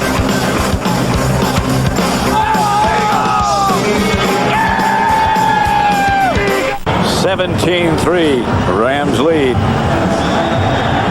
Donovan McNabb has done very little. Kurt Warner is 18 out of 27. And the Rams Rams lead it 17-3. Isaac Bruce has still only caught one pass. Back to Falk. Let's go down to Ron Pitts now. Well, Pat, frustration starting to set in on the Eagles sideline, as you might expect. Just a few minutes ago, Coach Andy Reid walked over to the offensive line and said, hey, listen, we know our assignments. You know what to do. Now let's get it going and get it done. Pat? That's a good assignment. But getting it done is something else. Yeah, that has to be. I mean, that's part of it. Andy Reid's a heck of a coach, and he's really built a program here, and this Eagle team is going in the right direction. This is Marshall Falk. And that's what happens. An 8-minute drive, and the defense right back out on the field. They start to wear down. That's why, part of it is the offense wearing them down, and the other part of it, as you said, not getting any rest. And here's what Marshall Falk can do. This is what he talks about, patience. That this is a play that was going to the right side of the offensive line. He cuts it back to the left side, looks ahead, thinks about the next guy, and starts making a move on him. But he has patience. You see this? He's not running full speed. But he's looking, he has the vision, he's looking beyond the guy. So he's not looking at that guy that's going to tackle him there. He said he sees colors flash in front of him. And then runs away from flashing colors. Trump candidate replaced him. This is Jeff Robinson, another of the Ram tight ends. They've caught quite a few passes themselves today. I think Conwell has like 4 passes, Robinson 1. That's 5 or 6 balls to the tight end, and that hasn't been a big part of this Ram offense. It's usually the receivers and the running back. When you get blitzed a lot, the tight end becomes more than a factor. The Eagles certainly did that. There's a defense over there having one of those meetings with Lovie Smith, their defensive coordinator, who has done an outstanding job. I mean, he came from Tampa Bay, installed that defense, and he's making a believer out of me. Falk is back in the game, and Warner throws it back to him on the screen pass. He's got 3 blockers in front. And Marshall Falk picks his way down to 28. They've been setting that thing up all day, where you fake like a waggle, like he's going to go to the outside. Watch him. Falk is going to come, and he's going to block here, and then he's going to fall down and then get up, and then you see Kurt Warner come and then fake and then go out to that side and then throw back. But watch Marshall Falk here.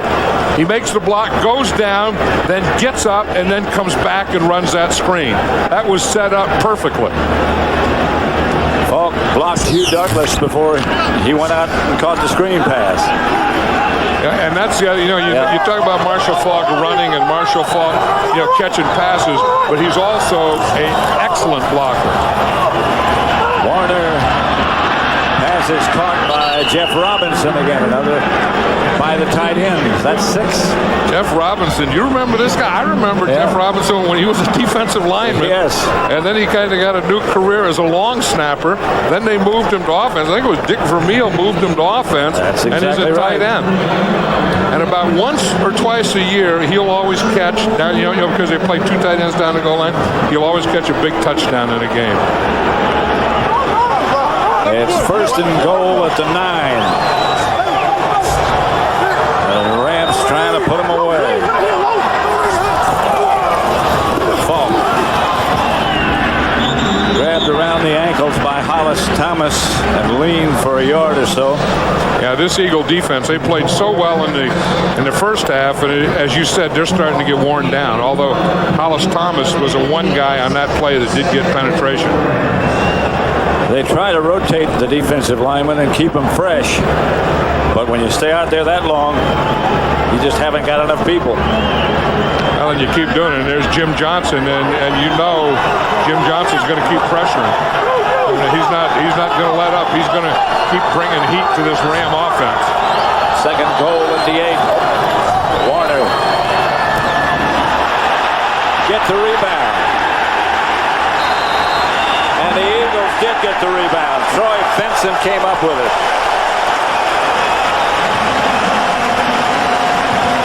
Well, the defense gave them some life right here, and now the offense has to come in and do something about it. Got to get off the goal line and keep the ball for a while and give them a break.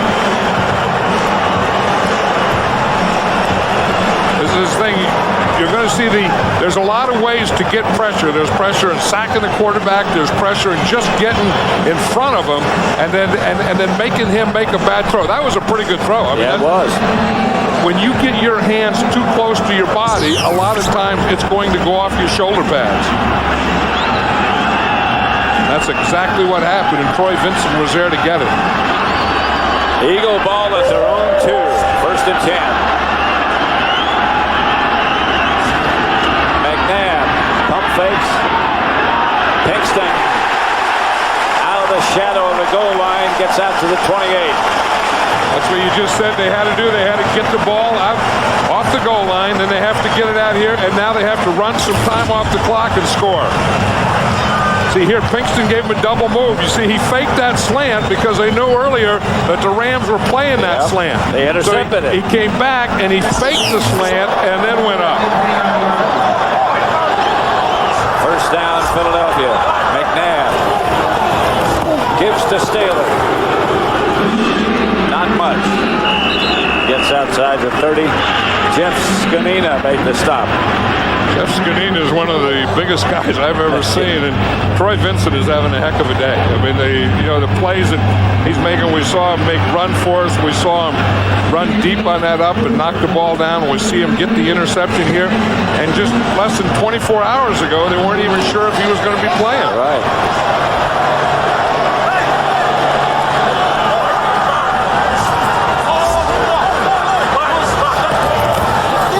McNabb throws low, intended for James Thrash. I was talking about Jeff Skanina. He is one of the biggest guys that I've ever seen. His ankles look like they grew out of the ground. I mean, well, look at his arms. I mean, they're pretty big too. Yeah. And then those legs and calves. I mean, I think he has the biggest calves on a man in the National Football League. And as you say, those ankles, I mean, his ankles are like 28 inches around. I mean, he is a big guy, and John Welborn is back in there at left guard, and Skanina is the guy who's getting a little push in there on John Welborn. Big 3rd down for the Eagles here. Here's McNabb. Chased out of the pocket. Pass complete to his tight end, Lewis. And that gets him a 1st down. I'll tell you, the Rams are hitting out there, and they're trying to knock that ball out of there, but Lewis held on to that one. Here's what McNabb has to do. I mean, sometimes when you don't have all your protection, you don't have a lot of things going, you have to make something happen, and McNabb does exactly that. And that's a tough throw, running to your right and then throwing back across your body. And London Fletcher almost got it, or got a hand on it at least. Well, that's the thing that they tried to do. I mean, they did it earlier, but Chad Lewis wasn't going to have that one knocked out at all. 10 seconds left to play in the 3rd quarter, and a timeout called by the Eagles. They want to get one more play going in that direction. Doesn't seem to be that much wind that it would be that important. But maybe they just like that direction. Well, after you get a 1st down, you just want to make sure that you have everything together. And remember, this is the first regular season game, and again, I don't think they play enough in preseason anymore to really be ready to play games in the regular season. And I think we've seen that quite a bit today. I mean, this is a well-played game, very good coaches, 2 good teams. But you can see what happens when you don't play games in the preseason, or you don't play very much. Then you have to come and play a whole game. You're really adjusting as you go. It's not a matter of being in shape. They're all in shape all the time. But it's a matter of staying away from the possibility of an injury. And do you take that chance, or do you come into it stale? I would rather come into it ready to play. I will too. McNabb has lots of time. Steps out of bounds. Oh, he should never do that. I mean, the rule in football is once he gets beyond the tight end, he can throw it away. So instead of by stepping out of bounds there, he just lost about 7 yards. If he would have just thrown the ball away, which is legal now, then he would have picked up 7. But that was a play where he lost his team 7 yards by stepping out of bounds, because when you get outside the tight end area, you do get a freedom to throw the ball away. London Fletcher chased him out of bounds. And that's the end of the third quarter with the score. The Rams 17, the Eagles 3. Fox NFL Sunday from Philadelphia. We'll continue after a word from your local Fox station.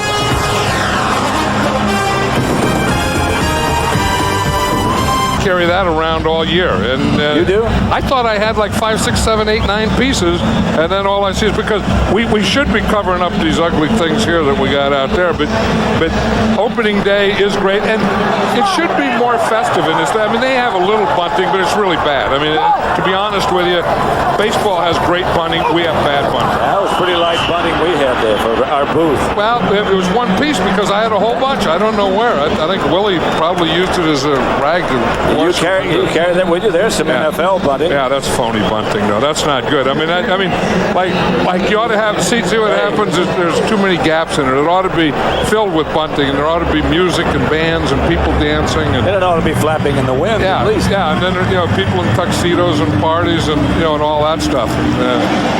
We'll get there. I mean, we're starting here. We got a little bunting here, a little few things around. You're just going to have to travel more. And I'm going to. And this crowd would be a lot more exciting if the Eagles were ahead. Here's McNabb. And he's out of the pocket. And he's got a first down. Hit out of bounds, and maybe I said too early he's got a first down. He's close. One thing that Lovie Smith, the defensive coordinator of the Rams, said is, we don't worry about a pass rush on Donovan McNabb. All we want to do is contain him, keep him in the pocket, not let him get to the outside, make him beat us with his arm. Of course, that's easy to say, but he's as big as some of the guys that are trying to contain him, and he's a lot faster. And he can just, you can contain. In fact, it looked like Sean Moran was offsides up on top. You can contain him and all that, but he just runs faster than you do. Sometimes he's stronger. Now remember, when he goes out of bounds, it's where the ball is when his foot goes out of bounds. It's not where his foot goes out of bounds. And they're going to measure.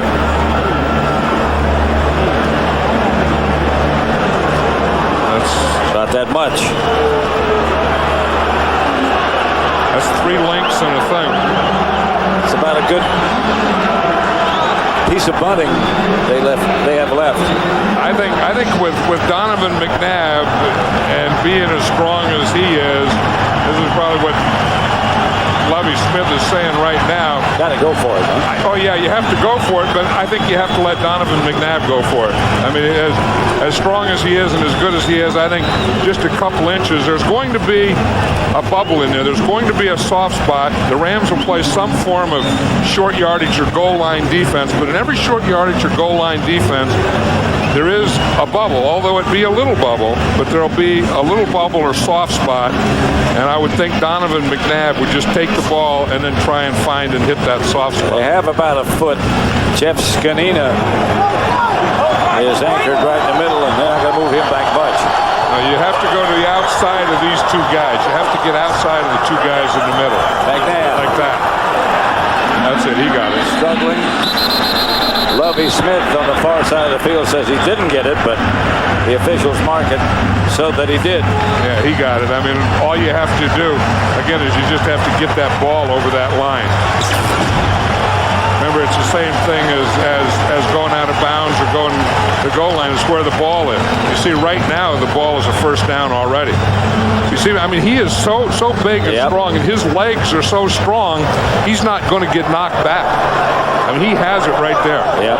The whole stack is moving back to Deuce Staley, and he's tripped up in the backfield. They just got nothing going running. Let's look at Donovan McNabb's passing chart. You can see again the complete ones are the yellow ones, and he has 16 completions, and most of them are kind of bunched up here in this middle under 20 yards. He's only completed 2 passes over 20 yards, and again, most of his stuff has been from the line of scrimmage to the 20-yard line and inside. James Thrash, the starting wide receiver, has yet to catch a pass. 2nd and 12. Here's McNabb. Dumps Gives it up to Staley, and right now for a game break, let's return you again to James Brown in Los Angeles. Hey, Pat and John, Jeff George was pulled because of ineffectiveness. Tony Banks comes in. They stay on the ground and get it to the goal line, but Stephen Davis fumbles it. San Diego recovers. San Diego fumbles, so Washington kicks a field goal. Washington still trailing by 17 and the 4. Back to Pat and John. How come the only updates we see involve San Diego? I think there's only 2 other games being played, and like I said, JB's proud of himself about that Charger call. Staley goes in motion. McNabb goes back to throw. A lot of time. Incomplete. These officials aren't going to call this. Chad Lewis, the intended receiver. I think about these replacement officials, they're not going to call many penalties. And I don't know that they're going to call anything downfield. I don't know that they're going to call many pass interference calls. Well, they haven't yet. You know, one thing about Donovan McNabb, he always has a smile on his face. I mean, here they are down in the middle of the game. He needs some big plays, and in the middle of ball play, he just smiles. I don't know if that was a smile or not. Yeah, I think it was. He has that look a lot. A grimace. Pass is caught by Pinkston, and he's slung out of bounds. There's not a lot to Pinkston. He only weighs about 170 pounds, and that's why he can be slung. You said, if you're a big old wide receiver, they can't slung you. But here, not only does he sling them out of bounds, but he holds them all the way down there, and then he slings them. But again, it all starts right here. Good pass protection. See, you give Donovan McNabb, you see, he was looking to his left, then he came back to the middle, and then he zipped it out there to the right to Todd Pinkston. And they got the first down. He fakes to Staley. Pass complete to Thrash. Close to another first. They picked up James Thrash from the Washington Redskins. That's the first pass that he's caught as a Redskin. Here he is. You see him right here. He's in the slot. Again, he's a bigger guy, and he just pushes and pushes and pushes, and then breaks off. In fact, both of those last 2 passes were against Dexter McLean. Now, the Ram defense is not a blitzing defense. They've only blitzed 7 times out of 34 passes. Mitchell has replaced Pinkston, their #1 draft choice. Here's McNabb outside. Chad Lewis gets it down inside the 5. You see a drive like this, and you say, why in the heck did they do that the whole game? Because it takes time. It takes time to get a rhythm. It takes time to figure out what they're doing, to get the speed, to get all those things together. And the Eagles are starting on that roll right now. This time McNabb is looking all the way. He knows exactly where he's going to go with the ball, and he watched Chad Lewis all the way. This drive started, remember, at their own 2-yard line. About right close to the position they are now because they were going the other way. Here's McNabb. Threw in the direction of Staley, but just threw it away because it was well covered. Yeah, I think on that one he had a 2-way go. He had a receiver deep, but Staley on a loop. The receiver that was deep was covered, and then Staley was also. And again, it's first down in this situation. Just don't do something dumb, so he threw it away. I got a feeling this is about the time for McNabb to take off. Well, he hasn't done it so far. One time. Changing, maybe. Shuttle pass to Deuce Staley, who stumbled or slipped and got it up to about the 1. That play would have had a chance, I think, if Staley doesn't slip. Yep. An interesting thing, watch Staley here. You see if McNabb goes beyond him, you pull John Welborn, the guard, he's out in front. Oh, yeah, that's there. That's a touchdown. Yep. Deuce Staley slips. The hole was there. They pulled their left guard, John Welborn. He pulls around, and that was a big, wide old hole there. Deuce Staley slips. 3rd and goal. There's 3 out of 11 on 3rd down.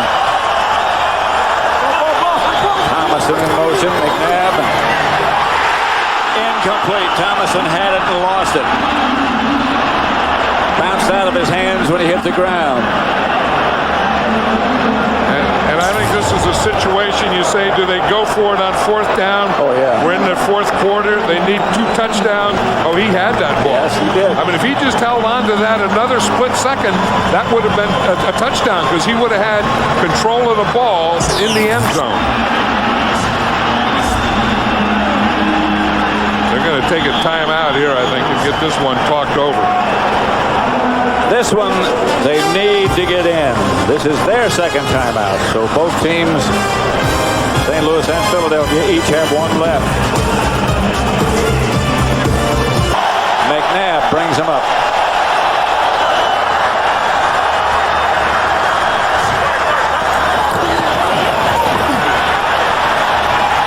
I don't know.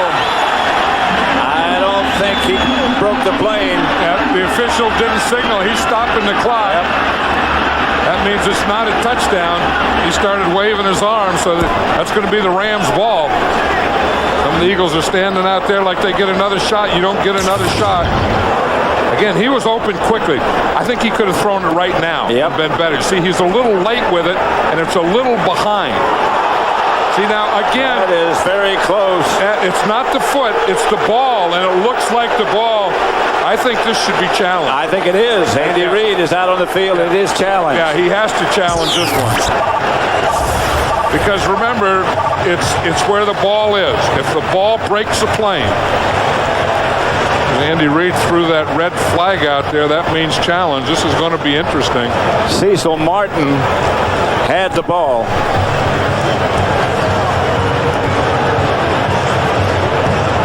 Donovan McNabb was looking at the big screen. He was watching it. Philadelphia has challenged the field on the play in the field. They believe it is a touchdown. The referee is Al Hines. Al Hines has never been an official in National Football League. He is a supervisor in the league office. He's been in the league office for about 6 years. Okay, now this lens is right on the goal line. Martin hit by Williams right here. So, again, yeah, I mean, right there, again, all it has to do is break the plane. That looked like a touchdown from here. That looks like a touchdown. Yeah, that looks like he did have control with the ball breaking the plane.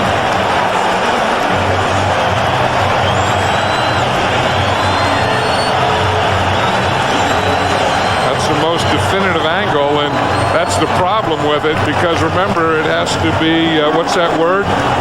Indisputable? Yeah, indisputable. The evidence has to be indisputable. So as Al Hines looks at this, if there's any doubt in his mind, it has to be not a touchdown. But again, all the rule is the football has to break the plane. The ball. And the player has to have control of it. Here's McNabb. Again, the pass was a little behind him. And behind Martin. You can't see the ball there, but you have to assume, and I think that's the thing that's going to be tough. Right under his right arm. This one here will right be good. There, yeah, that one there. Now, at that point, it looked like the ball did cross the goal line. Saw across that plane. Just imagine a pane of glass coming up from the goal line. And if you touch it, that's touchdown. Yeah, I think that last one, well, he's gonna talk. No, he doesn't know exactly what he's going to do. See, now he's talking. Nor do we. He's talking to the guys up above. Now he's going to say something. This is big. This is indeed big, and he'll let us know. We saw that Andy Reid was 0 for 2 on challenges last year. After reviewing the field on the play on the field, it is a touchdown. That was a tough one to call because you could go either way on that. I mean, it looked like that ball did break the plane, but if you could say that I really couldn't tell, you could say that too. Now, on that drive, the Eagles went for it on 4th down. This one to Pinkston. They went for it 3 times on 4th down. That's what I meant. And then just down for the touchdown. Well, that brought this crowd back into it. That one is going to be replayed and replayed and replayed by a lot of different people. Yeah, more in St. Louis than any place else, too. Akers' extra point is good, and it's 17-10. Because that old thing called momentum is very, very strong. Yep. Wow.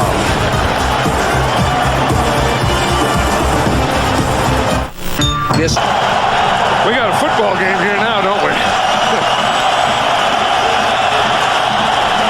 Do we ever? And the crowd loves it. Akers' kick is going to be short. Handled by Kaysen. And down he goes just shy of the 30. This fall, baseball's postseason unfolds right here on Fox. First 8 of baseball's best battle it out in the American and National League Division Series on both Fox and Fox Family.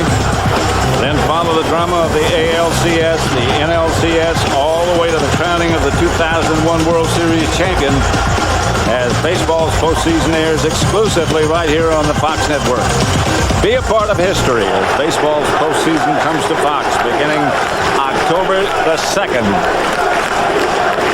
Douglas is the injured Eagle, Damian Douglas. Damian Douglas, my old buddy from the Oakland Bay area. Yeah, you talked with him yesterday. Oh, yeah. Practice Friday. All the time, yeah. I've known him for a long time. In fact, I was at a banquet where he was the Bay Area Hall of Fame Player of the Year, College Player of the Year at the University of California. Really a good guy. He really is. For a game break again, while we have a chance, let's return to James Brown in Los Angeles. Pat and John, you mentioned the Bay Area. We'll take a look at this Bay Area play. Jeff Garcia hooking up with J.J. Stokes to bring San Francisco within 3, 13-10, 5:18 left in the fourth. And John, Howie said he wanted to see more balance in the plays, the highlights being shown. There it is. Back to you guys. Now, Howie wants what now? More balance? He wants more balance in the highlights, yeah. 9:52 left as Kurt Warner fakes to Falk, throws upfield, pass caught by Isaac Bruce. The Rams move across midfield. That's only the second catch of Isaac Bruce today, but again, we talked about the momentum and how the Eagles seemed to get it, and then the Rams just took it right away from him on that play. Yep. And again, good pass protection by the offensive line, and Kurt Warner had time. Look at this. Isaac Cole caught 7 passes, Falk 5, Conwell 4, Robinson 2, so that's 6 for the tight end. And again, Isaac Bruce only 2. That one there being the second. But Warner does like to spread it around. Fake. Oh, that could have been a fumble. If it wasn't. That was the thing. That was the thing that they've been doing all day today. You know, where they would fake the slant and they needed a hand to fake the draw, and they'd run that a couple of times too many. Now here it's going to be a draw play. He's going to try and get it to Marshall Faulk, but you see Caldwell just comes free, and Caldwell gets there about the same time as Faulk does, and Warner does, and the ball does. If that's not Falk, there's a good chance that's a fumble. But he doesn't fumble. Pass is deflected at the line of scrimmage by the hard-charging Simon. Rory Simon is pumped up. He's one of those defensive tackles that plays the run well and is also a pass rusher. There's a lot of guys that just play the run well with defensive tackles, but here's one that will get you a pass rush. You see that move that he makes there? Then he has a little double team. Then you get right in front of the quarterback and get your hands up. Third down. And long for the Rams. That's what defensive linemen can do, is take passing lanes away from quarterbacks. And if you don't get to the quarterback, then that's what you're supposed to do. Get your hands up. Yep, and they forced another timeout here by the Rams. 8:28 left to play. The Rams 17, the Eagles 10. Veterans Stadium in Philadelphia. Look at that pylon is still down there, Pat. That's the one that Cecil Martin hit. They never picked it up after that play. We got to get the pylons upright. Especially if the Eagles get the ball again going that way. Here's Warner back to throw it. And going deep, and he's got a man open, but he's out of bounds. Isaac, Torrey Holt made the reception. Good throw from Kurt Warner, but I don't guess you can say that's a good throw. It's out of bounds. Yeah, but it was Torrey Holt's fault because Torrey Holt, the official threw his cap down there, which meant he went out of bounds. He went out of bounds even before he went out of bounds to catch the ball. You see what you have to do is you have to give your quarterback room to the sideline. You can't be. Yep, you can't be. See, here's the cap. In other words, he's saying that he was already out of bounds. That's Brian Mitchell. And Mitchell gets to the 31 before he's taken down by the Ram coverage. 8 minutes, 11 seconds left. Eagles ball at their own 31. London Fletcher.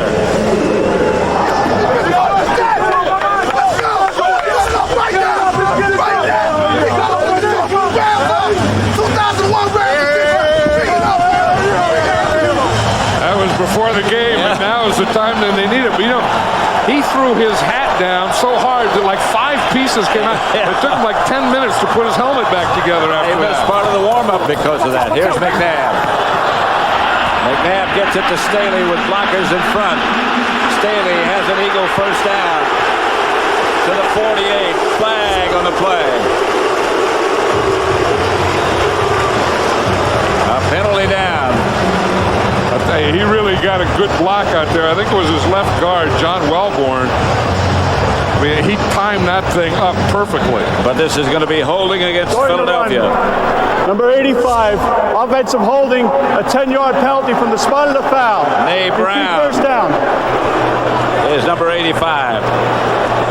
Nay Brown is a third wide receiver. But the block that I'm talking about is this one right here.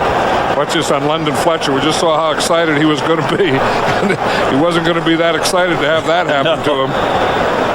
He certainly won't be excited that we played it back. That was Jermaine Mayberry who did that to right guard. I saw that, and I saw London Fletcher go, and the next thing I saw was all his cleats come right out of the ground, and he was on his back. Still first down.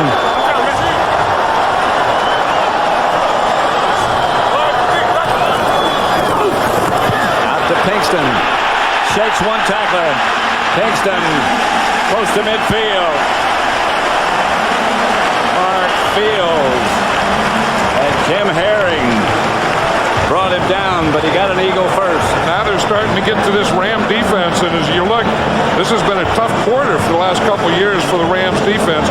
54 points allowed in 1999, or last year it was. 2,144 points allowed, which was the worst in the NFL. That's points allowed in the fourth quarter.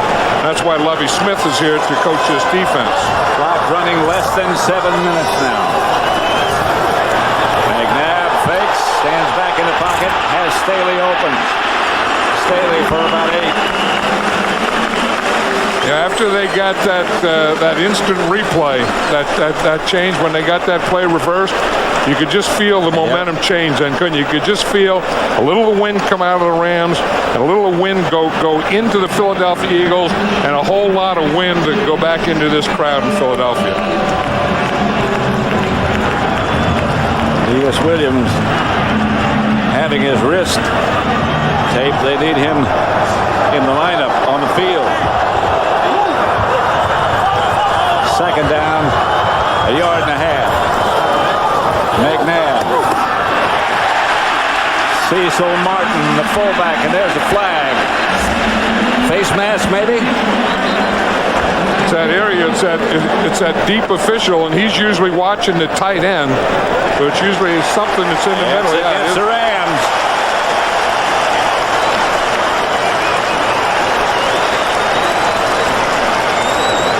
Looks like a young guy, doesn't he, old number 165? You want the play. Number 165? Yeah, well, old 165 looks like a young'un. Look at him. Does, yeah. 165. I think he's 17 years old. Going to pass, number 58 on the defense. That That's penalty Rich is declined. Wilburn. First Touchdown. who went to community college. Yeah, he just got out of community college. That penalty was on Don Davis, and usually that's the official at 165. He's the guy that keys the tight end. And Don Davis is the strong side linebacker on the tight end, and that's what he was watching. First down, Eagles at the Ram 34. Here's McNabb. Fakes throwing. Throws incomplete. Sword over the head of Chad Lewis. He had Chad Lewis the first time. Yes, he did. Yeah, he should have did the fake. If he would have let it go on the fake, I think he would have had a completion.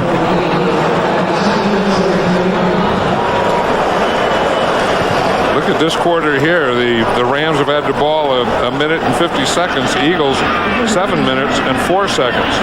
Rams have only had 4 plays, and the Eagles have had 18. The third quarter would be just about the reverse of that. Of course, what they need here now is a touchdown. Second and 10. You could go a field goal, try and get the ball back, but you only have one timeout, so that would be tough. They have to be thinking in terms of touchdown. Lewis was the man in motion. McNabb has time, and now he comes out of the pocket,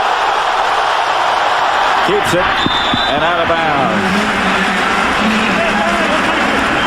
You know, that's one advantage your quarterback has running the ball with the ball in his hand. He can always fake. You know, a running back can't do it, or a wide receiver can't fake like he's going to pass. But the quarterback, when he's out in the open field, no matter where he is, if you just fake like you're going to throw it, the guy will always jump up. Always had. Now watch how you freeze the defender if you have the ball. You just go like this, like you're going to throw it. Boom! And that just slows the guy up enough so that you can get around him. And it always has. I mean, that goes back 50 years. If a guy goes like that, you'll always stop for free. Since the game has been played. How many years is that? I don't know. Well, however many years that is. Here's McNabb again. Nay Brown down to the 10. Dexter McLean. All right, Nate Brown came across there, and he was wide open. Again, this offensive line now is doing a great job of pass protection. Watch the time here.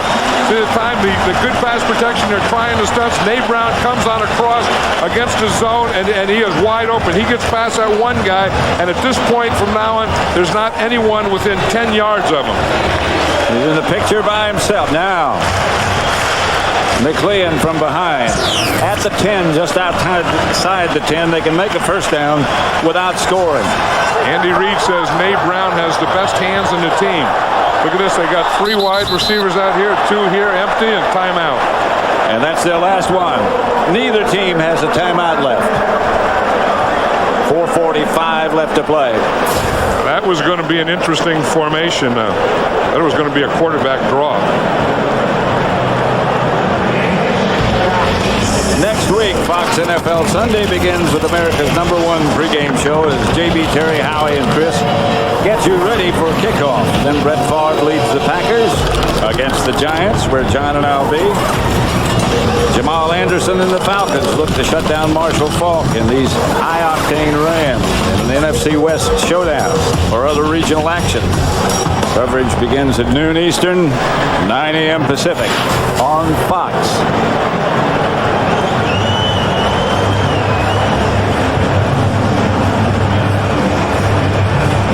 Donovan McNabb has attempted 42 passes already. 42? Yeah, completed 27, 277 yards, 1 touchdown and 1 interception. And again, I think that last formation, they had empty backfield, 3 wide receivers to the right, 2 receivers to the left. I think they were probably setting up a quarterback draw. But they're not empty now. Nope. First and 10. McNabb. But it's a quarterback draw. Quarterback draw to the 8. I think that's what they had in mind to play before when they took time out. And with empty, it's a little easier because if you put 5 receivers and spread them out, then the defense has to spread out with them, and that usually opens the middle. But I think when you're playing against Donovan McNabb, one of the priorities of your defense is the quarterback draw. Second and 7. And the clock moving at 4:12 left to play. It's the Rams leading 17-10. Thrash, the man on the move. Touchdown, Cecil Martin.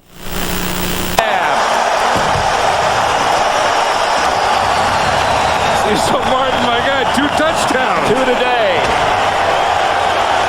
That was the old bootleg. Fake one way, go the other way, and throw to the crossing receiver. Akers to tie it up. The Rams will get the ball back with 3:59 left. See, here's a bootleg. You see, he comes out there to the right side. Cecil Martin crossing to the right, and when he got that thing, he really smelled that goal line. He scored both the touchdowns. It is 17-17, and what better than overtime on opening On day? opening day, man, we got bunting and we have a smell of overtime. Although the Rams, we say, are the most explosive team in the NFL, and they still have 3 minutes 59 seconds. So it's just the way the game started. It's that Ram offense against this Eagle defense, and what a guy that Cecil Martin is. And neither team has a timeout left. You fake one way, you bootleg out. Gives a little jump pass that one time to Cecil Martin. You know, Cecil Martin was recruited to go to the University of Wisconsin, and when he was recruited, he was living in a homeless shelter with his mother. I knew that. And and you talk about stories of guys that do it the hard way and come out of a homeless shelter and go to the University of Wisconsin, and now to the Philadelphia Eagles, and he's one of the real good guys in this league, and one of the community people, and people that give back to the community. Those are the first 2 touchdowns of his career. How about that? Yeah, if you're going to save him, if you're going to have him, this isn't a bad time to do it. Andy Reid, you remember last year, opening day against Dallas? Onside kick. First play, onside kick. He'll have some surprises for you. I'm not saying onside kick here. He doesn't have an onside kick in today's game plan. This one hangs up from Akers to Kaysen. And Kaysen heads to the outside and is taken down. A fumble, and the Eagles scramble. And the Rams come up with it. The Eagles had a shot at it. I don't know if the Rams came up with it or not. The ball came loose. The Eagles had a clear shot at it. The Rams say they had it. And they do. The Eagles had a shot at that one. They did. It was wide open. It looked like they were. He was trying to pick it up. He was the first guy there. They were trying to pick it up and run with it instead of falling on it. You see there, Ike Reese knocks the ball out of his hand, and you see it's free here. Now the Eagles going to be the first guy to it. Yep. Ike Reese makes a heck of a play there and bringing that right arm around and knocking that ball out of there. Oh, there was 2 Eagles there. Had a shot at it. 3 Eagles had a shot. 4 Eagles had a shot at it. But the Rams came up with it. Well, you talk about this game being a game of inches, a game of this or that, and already had an instant replay turnover. We had that play there. I mean, that could have ended the game. Yeah. Won the game for the Eagles. All they needed is a field goal. That's Quentin Caver, who's down. He's one of the Eagles who had a shot at it. Yeah, as you say, there's 4, 1, 2, 3, 4 Eagles right there. Yep. And all you have to do is fall on the ball. But the doggone thing has always been elongated. Yes, it has, and it takes some funny bounces, doesn't It it? takes some funny bounces, and I think when this thing started here, I think this elongated ball did take some funny bounces. Rashard Cook had a shot at it. William Hampton had a shot at it. Mike Caldwell. I'll tell you, every one of those guys was really trying to get it. There was no one there that wasn't trying to get that ball. It's the Rams' ball at their own 5 after they fortunately came up with a ball. These Eagle fans want a turnover here. Yeah. That's what they're rooting for. Well, they had one, and it got away from them. They want another one. And you know, Jim Johnson, the defensive coordinator of the Eagles, he's going to go after you. I mean, he never gets passive. If you don't go, you don't know, is what he says. This is Marshall Faulk. And he gets outside the 10. He just sort of skates through defenders. I mean, that key, I think, like we've been saying today, is patience. He said before he had a lot of injuries, he had real speed, and he tried to do everything with speed. And when he lost his speed, he learned that you better use patience and then find holes and feel things, and that's the way he plays now. Here comes the blitz. Warner gets it out to Falk, and he gets close to a first down. 2:58 left, and less than that now. That's going to be short of a first down, so they're going to have the first down. They did call that a first down. Marshall Faulk says, when you believe, it's amazing what you can achieve. Yeah, and he's a guy that does believe. I mean, he grew up in New Orleans, and when he was recruited, everyone other than San Diego State wanted him to play defensive back, and he wanted to be a running back. He didn't want to play defensive back. So he went out to San Diego State, and the rest is history, isn't it? Well, the MVP. Here's Warner back to throw it, and does up the middle, pass caught. By whom? Marshall Faulk. And that's another first down. You know, when we were talking the other day to the Eagles and to Jim Johnson, he was saying the first thing we have to do is Marshall Faulk. He said our defense, we set on Marshall Faulk. He said we can't let him have his way with us. And the second thing we do is we have to knock Kurt Warner down, not let him get in a rhythm. They've kind of had Marshall Faulk controlled most of the time. And we have 2 minutes left. And that's the only way either team can stop the clock. Neither has a timeout. Left. Well, that's number 20, Brian Dawkins here. They're really trying to punch that ball out of there. And when you have a guy like Marshall Faulk, you're not going to do it. He doesn't fumble, among other things. Faulk fakes. I beg your pardon. Warner faked and incomplete. Intended. Barry Bonds just hit his third home run of the day. That gives him 63. He has 5 runs batted in today, but 63 home runs. You know, at some point, I'm not sure about this baseball, but don't you just, I mean, after a guy gets 2, don't you not give him another pitch to hit a home run out of? That's not a good sign there with Kurt Warner grabbing his passing hand. Nope. The Eagles have put the pressure on him, especially early. They put the pressure on him getting off the bus. And here they come again, and he throws it out to Falk, and Falk is taken down right at the line of scrimmage. Carlos Emmons up to make the stop, and right now, let's go back to James Brown in Los Angeles. And John, not 1, not 2, but 3 on the day for Barry Bonds. That's number 63. Fellas, he's on pace for 71 as the Giants stay in the wild card chase. Thanks to the man, Barry Bonds. Back to Pat and John. And back at Veterans Stadium in Philadelphia, 1:20 left. 17-17 tie.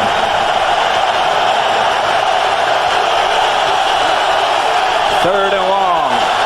There's a pressure. Warner says, I can't hear because of the crowd. Yeah, but and he walked away.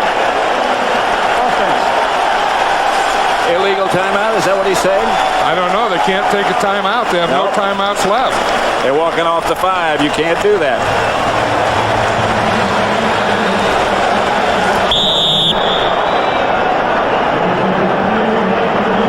Delay of the game is what he called. 17-17, just over a minute left. If Kurt Warner couldn't have heard, he could have stayed up there and asked the referee to quiet the crowd. But when he walked away, then it was delay of game. Warner back to throw. And going deep. And intercepted by the Eagles. The Eagles picked it off. Damon Moore picked it off. That was the thing. They had the blitz going. They picked up. They had plenty of time.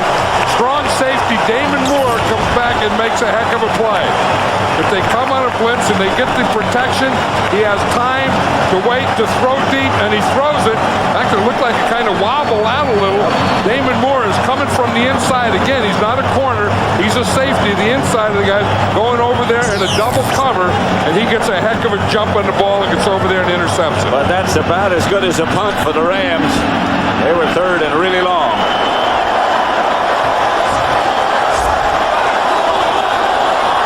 Those of you who watched San Diego beat Washington, welcome to Veterans Stadium in Philadelphia, where the Eagles have the ball, a 17-17 tie. The Eagles were behind by 2 touchdowns as we started the fourth quarter, and they've tied it up. There are no timeouts left, and the clock's still running as McNabb is hoping, and now is a man down. It's down here. Two Rams injured on the play. That's Dre Bly down there. Tyoka Jackson was the other leaving. player, but the injury timeout was down here for Dre Bly, number 32. Really a break for the Eagles. I mean, you hate to say somebody being hurt is a break, but that stops the clock, and they couldn't stop it because they run out of timeouts.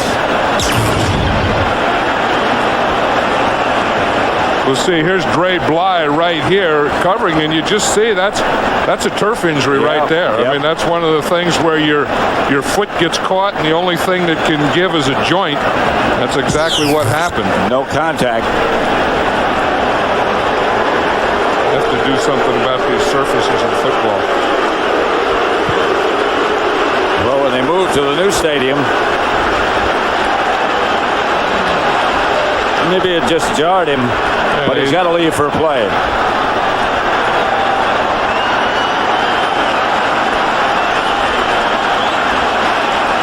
Akers, if you're thinking about field goal, is 3 out of 5 in his career from 50 yards plus. Yeah, and to get a 50-yard plus, they would have to get a play of about 20 yards, the Eagles would here.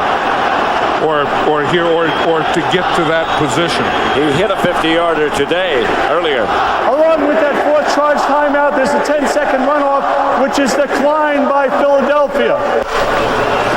See, you can't have an injury to stop the clock. So what they would do, if the Eagles wanted, if the Eagles were winning, then and they would want that, you could take a 10-second runoff. But because they want the time, they decline the 10-second runoff. 32 seconds left. McNabb. Up the middle, complete to Deuce Staley. Now they got to hurry. Not close enough for Akers yet. 18 seconds left. McNabb spikes it. They're checking Kurt Warner's hand. Yeah, I think when he followed through, I think he hit his right hand or his passing hand on a helmet or on a player. You know, that's the thing you always worry about when those guys are getting close to you. As you go and you follow through, and your hand comes and hits something. You know, this is a play that we're talking about. It was after that play. And you can see that just as he was throwing, you see it's his thumb. Looked like he jammed his thumb in the ground. He jumped up and grabbed his right thumb. Here's McNabb looking, dodging, looking still, running to get out of bounds, and dives with 8 seconds left.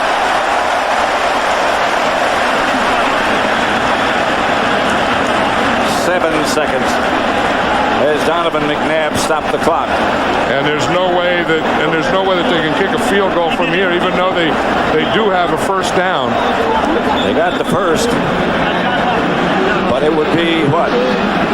But you got to try and get, if you get to the 35-yard line, that would be a 52-yard field goal. And to get that, he needs about 12 yards. So he should run like a 10 or 12-yard out, and then go for the field goal attempt. Here's McNabb back to throw, standing in the pocket. And down he goes, and we're going to overtime. I don't think they ran a 10 or 12-yard out. I don't think that they did it. I don't think they did either. No, they did. Everyone was going deep. I don't know. They weren't thinking of something, you know, to hit the outside and then go for the field goal. Marshall Marshall Faulk has realized right here, I got some more playing to do.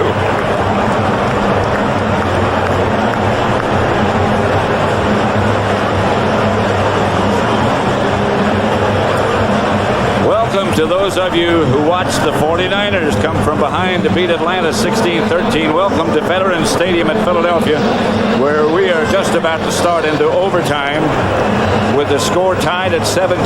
Pat Summerall with John Madden. And here are the rules of overtime in the event you might not be familiar. First, let's check out the coin toss. Well, there are the rules. There's one 15-minute quarter. Each team, they didn't have any timeouts. They both get 2 now. All replays are initiated from the booth. St. Louis is a visiting team. At the coin in my hand, there's a head, there's a tail. Who's going to call the toss? Number 35 is going to call the toss. What is the choice? He is called tails. And it's a head. Philadelphia has won the toss. And will receive. Really, if you look back statistically, if you win the toss and take the ball, it doesn't necessarily mean that you're going to win. It's about 50-50.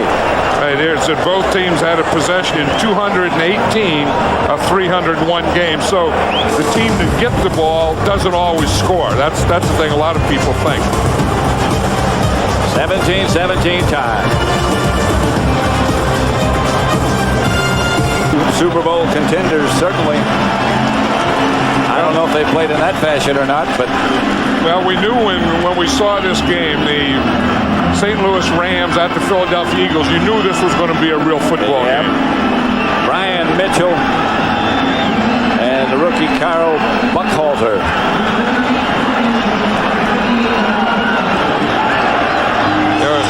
It's something Andy Reid was saying when I was talking to him Friday. He says, you know, that people say, geez, you don't like to open against St. Louis. It's a tough opening. He said, no, that's why you coach to play games like this. And you coach to get in situations like this. Mitchell out of the end zone. They'll start for the 20. In the event you've just joined us, here's the way it took place in the first half. A fumble exchange from center by McNabb. Fraley, his new center. Marshall Faulk scored the touchdown from 7 yards out. Ernie Conwell, touchdown. That was the second one for the Rams. And McNabb went to work. That one was reviewed, and they overruled the initial call. That one, not much doubt about that. Both of them by Cecil Martin. Eagles have the ball, 1st and 10. Their own 20. Staley tracked down from behind by Sean Moran. Good hustle. That was real good hustle by Sean Moran, because Staley had something going there. Sean Moran is a defensive end. Again, he read that screen, and when he reads it, he goes from here. Look, he goes all the way from the other side of the field. He was lined up on the right side, and he went all the way across the field and made that tackle.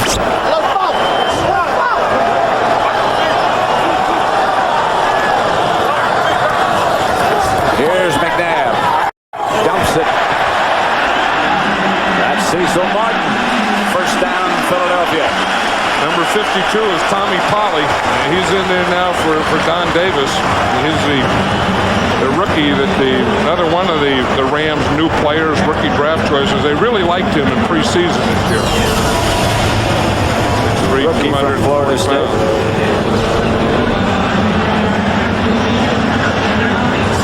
They think he's going to be a headline player. 1st and 10.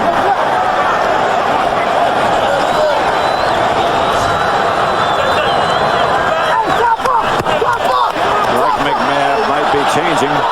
Hurry. Now he calls timeout. And he's going to use one. Remember the rules of overtime. They used all their timeouts already, but when you go into overtime, they get 2 more. So now Donovan McNabb just used one of his 2. Book on McNabb for the day, 31 out of 47, 308 yards, 2 touchdowns. And really, he hasn't looked like what we expected. He hasn't scrambled like we thought.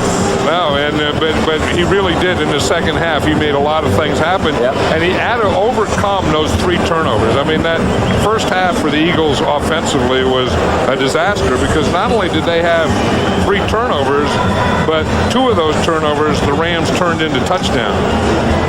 And then I still say about the momentum when they reversed that play, and they gave it was a 4th down play, because if they don't reverse that, then I think the Rams win the game. When they reversed that play, you could just feel the momentum of this whole place change. First and 10 at their own 35. McNabb scrambles away, dumps it. On the play as Deuce Staley keeps running. The flag was back there in the area of McNabb. Was called by the referee, and that's usually offensive holding. That's James Thrash who's down. I'd say this is going to be against the Eagles, as the referee in the white hat calls 2 things. He protects the quarterbacks and calls holding on the right side. Number 69. Offense, a 10-yard penalty, repeat first down. This is what he's watching. The number 69 is the right tackle, John Runyon. The referee is behind him. This is what he's watching, and he sees that left hand right there slide right down and almost become a tackle, and that was the block that let Donovan McNabb get outside of containment. James Thrash is still down there in the field. He was obtained from the Redskins, or signed as a free agent, really. He played with the Redskins. And he's had 1 catch today. You can see Thrash is right here. Like just, I think these guys are getting their feet caught in this turf, and then again it's about a new turf, a different turf, and what kind of shoes you use and those kinds of things. I think we've seen 3 or 4 examples of that today. Thrash appears to be okay. But this is a heck of an opener, isn't it? These fans now can get into it. The first half, they had a tough time. They wanted to. They had a tough time getting, but now they can. McNabb taken down. The pressure got. Yeah, that's Brian Young. Yeah. Damian Lewis, the number 1 draft choice, was starting at that position, and Brian Young played so well in the preseason. He didn't start a preseason game. Lewis did all the starting, and they said that Young played so well that you had to reward him. And they rewarded Brian Young by starting him at left tackle on opening day. Got away from John Welborn, who had to leave the game because of a sprained ankle earlier. Here's McNabb again. And up in the pocket is McNabb, and he's going to take off. And McNabb scrambled to about the 26.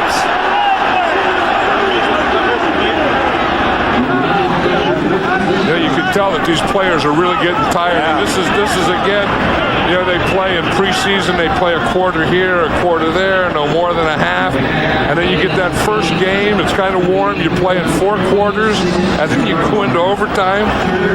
This is where you kind of some other stuff has to take over, like adrenaline, like those kinds of things. 3rd and long. 5 out of 14 on 3rd down conversions, but this will be a tough one. McNabb. Go backwards. Cecil Martin. And the Eagles will have to punt it. Sean Landeta. There's the defense getting up. You see that after that. They're not going in now, but we just saw a shot of once you don't pick up a 3rd down, all the defense stands up. They get arrested. They go up there to get on the sideline to get ready to go in. It'll be interesting to see if Kurt Warner did injure his hand, indeed.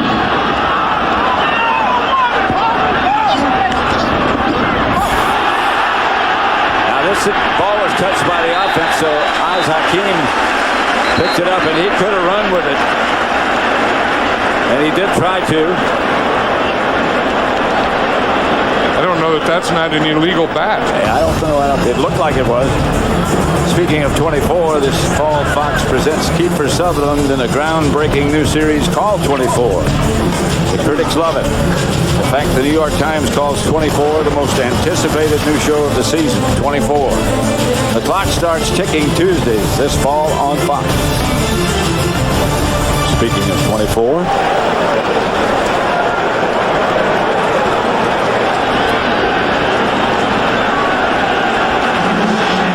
Rams, 1st and 10 at their own 36. Kurt Warner, 25 of 39. Gives to Falk.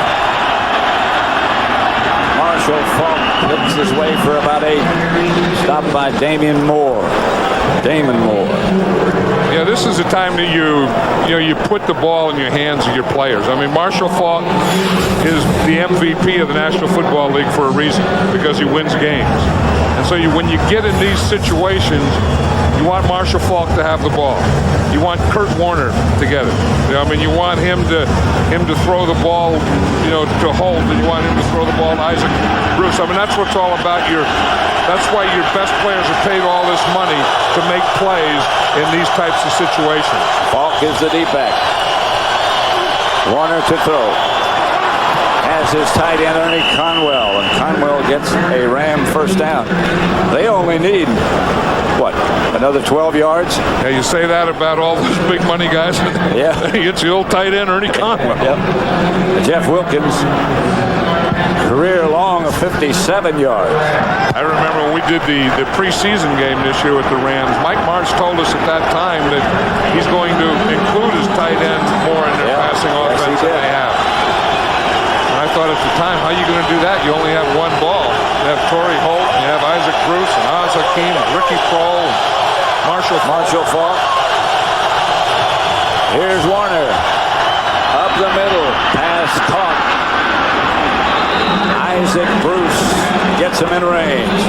And that's the type of pass that we were talking about earlier. That Kurt Warner says, I don't throw to the receiver, I throw to a spot where he's going.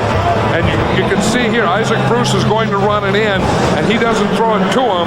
He throws it to that spot where he's going to go so that he can just get there. Watch this from back here. You see, he just throws the spot where he's going, and he lets Isaac Bruce run right into it and right through it. Pitches to Falk. Taken down. Loss of about 4 by Mike Caldwell.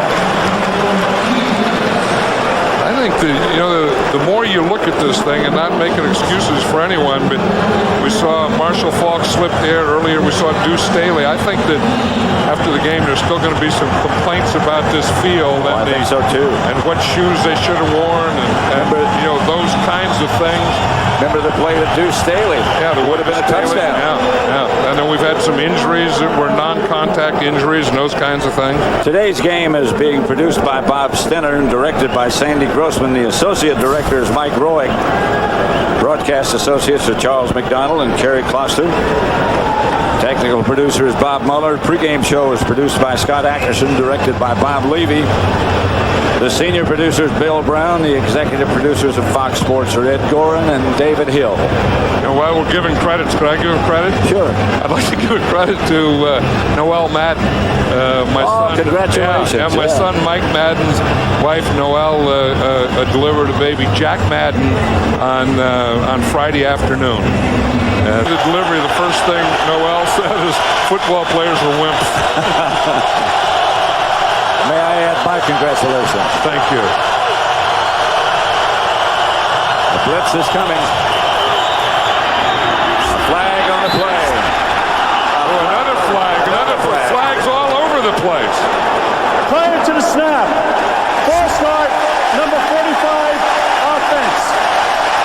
False start called against Jeff Robinson. I don't know what all those other other flags were, but they had a loss by Marshall Faulk and then a 5-yard penalty here. Well, the play never got started. They just lost. Yeah, but the play before that, Marshall Faulk lost yardage. Yeah. And then the 5-yard penalty here. I think in those two plays, they've been knocked out of field goal range. They were in field goal range. They are not now in field goal range. Wilkins' longest is 57 yards, so it's marginal. That would be about right here. Yeah. And it's second down.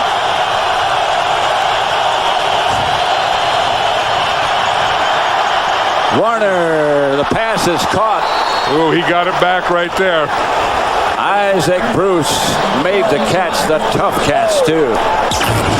That was one of those things that you're going to do it. You see, they tried to disguise the coverage. They try and get a bump on Bruce. They do it, and there's a hole right between the corner and the safety. You have to throw it over the corner, and you have to get it there before the safety gets there. And that's exactly what Kurt Warner did. Isaac Bruce put himself in the perfect position. Kurt Warner made the perfect throw. Now they're back in that field goal range. Oh, well within. They're in bigger touchdown range, too. That's a reverse to the tight end, Ernie Conwell, who gets inside the 10. Would you take a chance, or would you go ahead and field goal it here? Here comes the field goal unit. I was going to say I would wait until third down, but he's going to do it on second. I think that I would take another shot. I guess when you run the old 255-pound tight end on a reverse and that doesn't work, you better kick the field goal. But the thing that this gives you, if anything goes wrong, of course, if you miss the kick, then they get the ball. But if anything goes wrong in the snap or the hold, then you still have 2 more down. Wilkins didn't miss an extra point or a field goal all year last year. Timeout, Philadelphia. I don't know. This is the old Isenham thing. I don't know. You're an old kicker, OL kicker. Yep. Did that ever work against you? Not that I remember. But one thing I noticed, they don't go in the huddle. If you look here, Wilkins is way back here, and the huddle is 20 yards away from him. Now, what's that all about? I went in the huddle. See, yeah, but here's the huddle. So you used to go in here. You'd be the kicker in here. But now Wilkins is back here, and his guys are huddling up talking about what he's going to do. Yeah, see, he doesn't want to talk to anyone, does he? No. You used to go in the huddle and talk to him and stuff? I want to find out what was going on and how we got there. All they're going to say is kick the ball. Yeah, and that's through these two things. Right.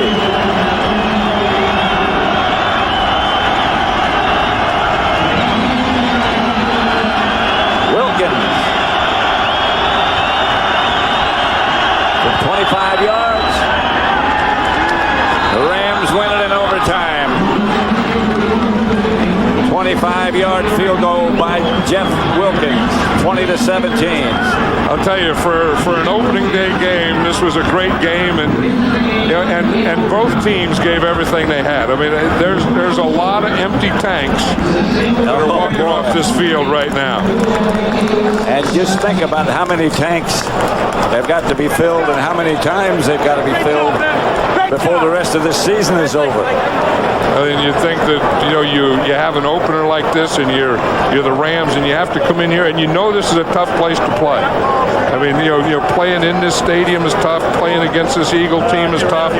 They said they were going to go after Kurt Warner all day. They did, but I'll tell you, he hung in there. And the Rams picked it up. Down to Ron Pitts. Thank you, Pat. Marshall, you guys had to do it the hard way today. You had some yards, but they were tough yards. Definitely. Philadelphia is a great team. They got great defense, great offense, and they play special teams well. I think when we got this matchup, and I know when they did, this is a playoff caliber game, and that's what you got. You got a really good game today. We asked Kurt at halftime about the blitzing. They brought the corners quite a bit today. Did that surprise you guys? No, I mean, we figured that they were going to do that. They don't want to line up and try to just play zone. They came out and they were aggressive, and they had some success with it, so they stuck with it throughout the game. What we had to do is buckle down and make plays. For a while in the third quarter, it looked like they shut you down. You shut your guys down a little bit. What changes did you make coming back in the fourth quarter? No, I think that we just made some mental errors. We drove down the field. field. I mean, we had a 17-play drive and maybe another 12-play drive, and we didn't get any points out of them. We got a field goal and an interception. I mean, that kind of takes a little bit out of you because you expect to put them away, and they hung in there. But, I mean, that's what great teams do, and they're a great team. They're on the rise. Forget about the turf and the shoes. You get the win. That's all that matters. That's it. Good luck next week, man. All right, thanks a lot. Pat, back up to you. All right, Ron, thank you. And headed for the locker room, a dejected group of Eagles. And the Ram trip home to St. Louis will be a lot shorter. 20-17, the Rams win in overtime.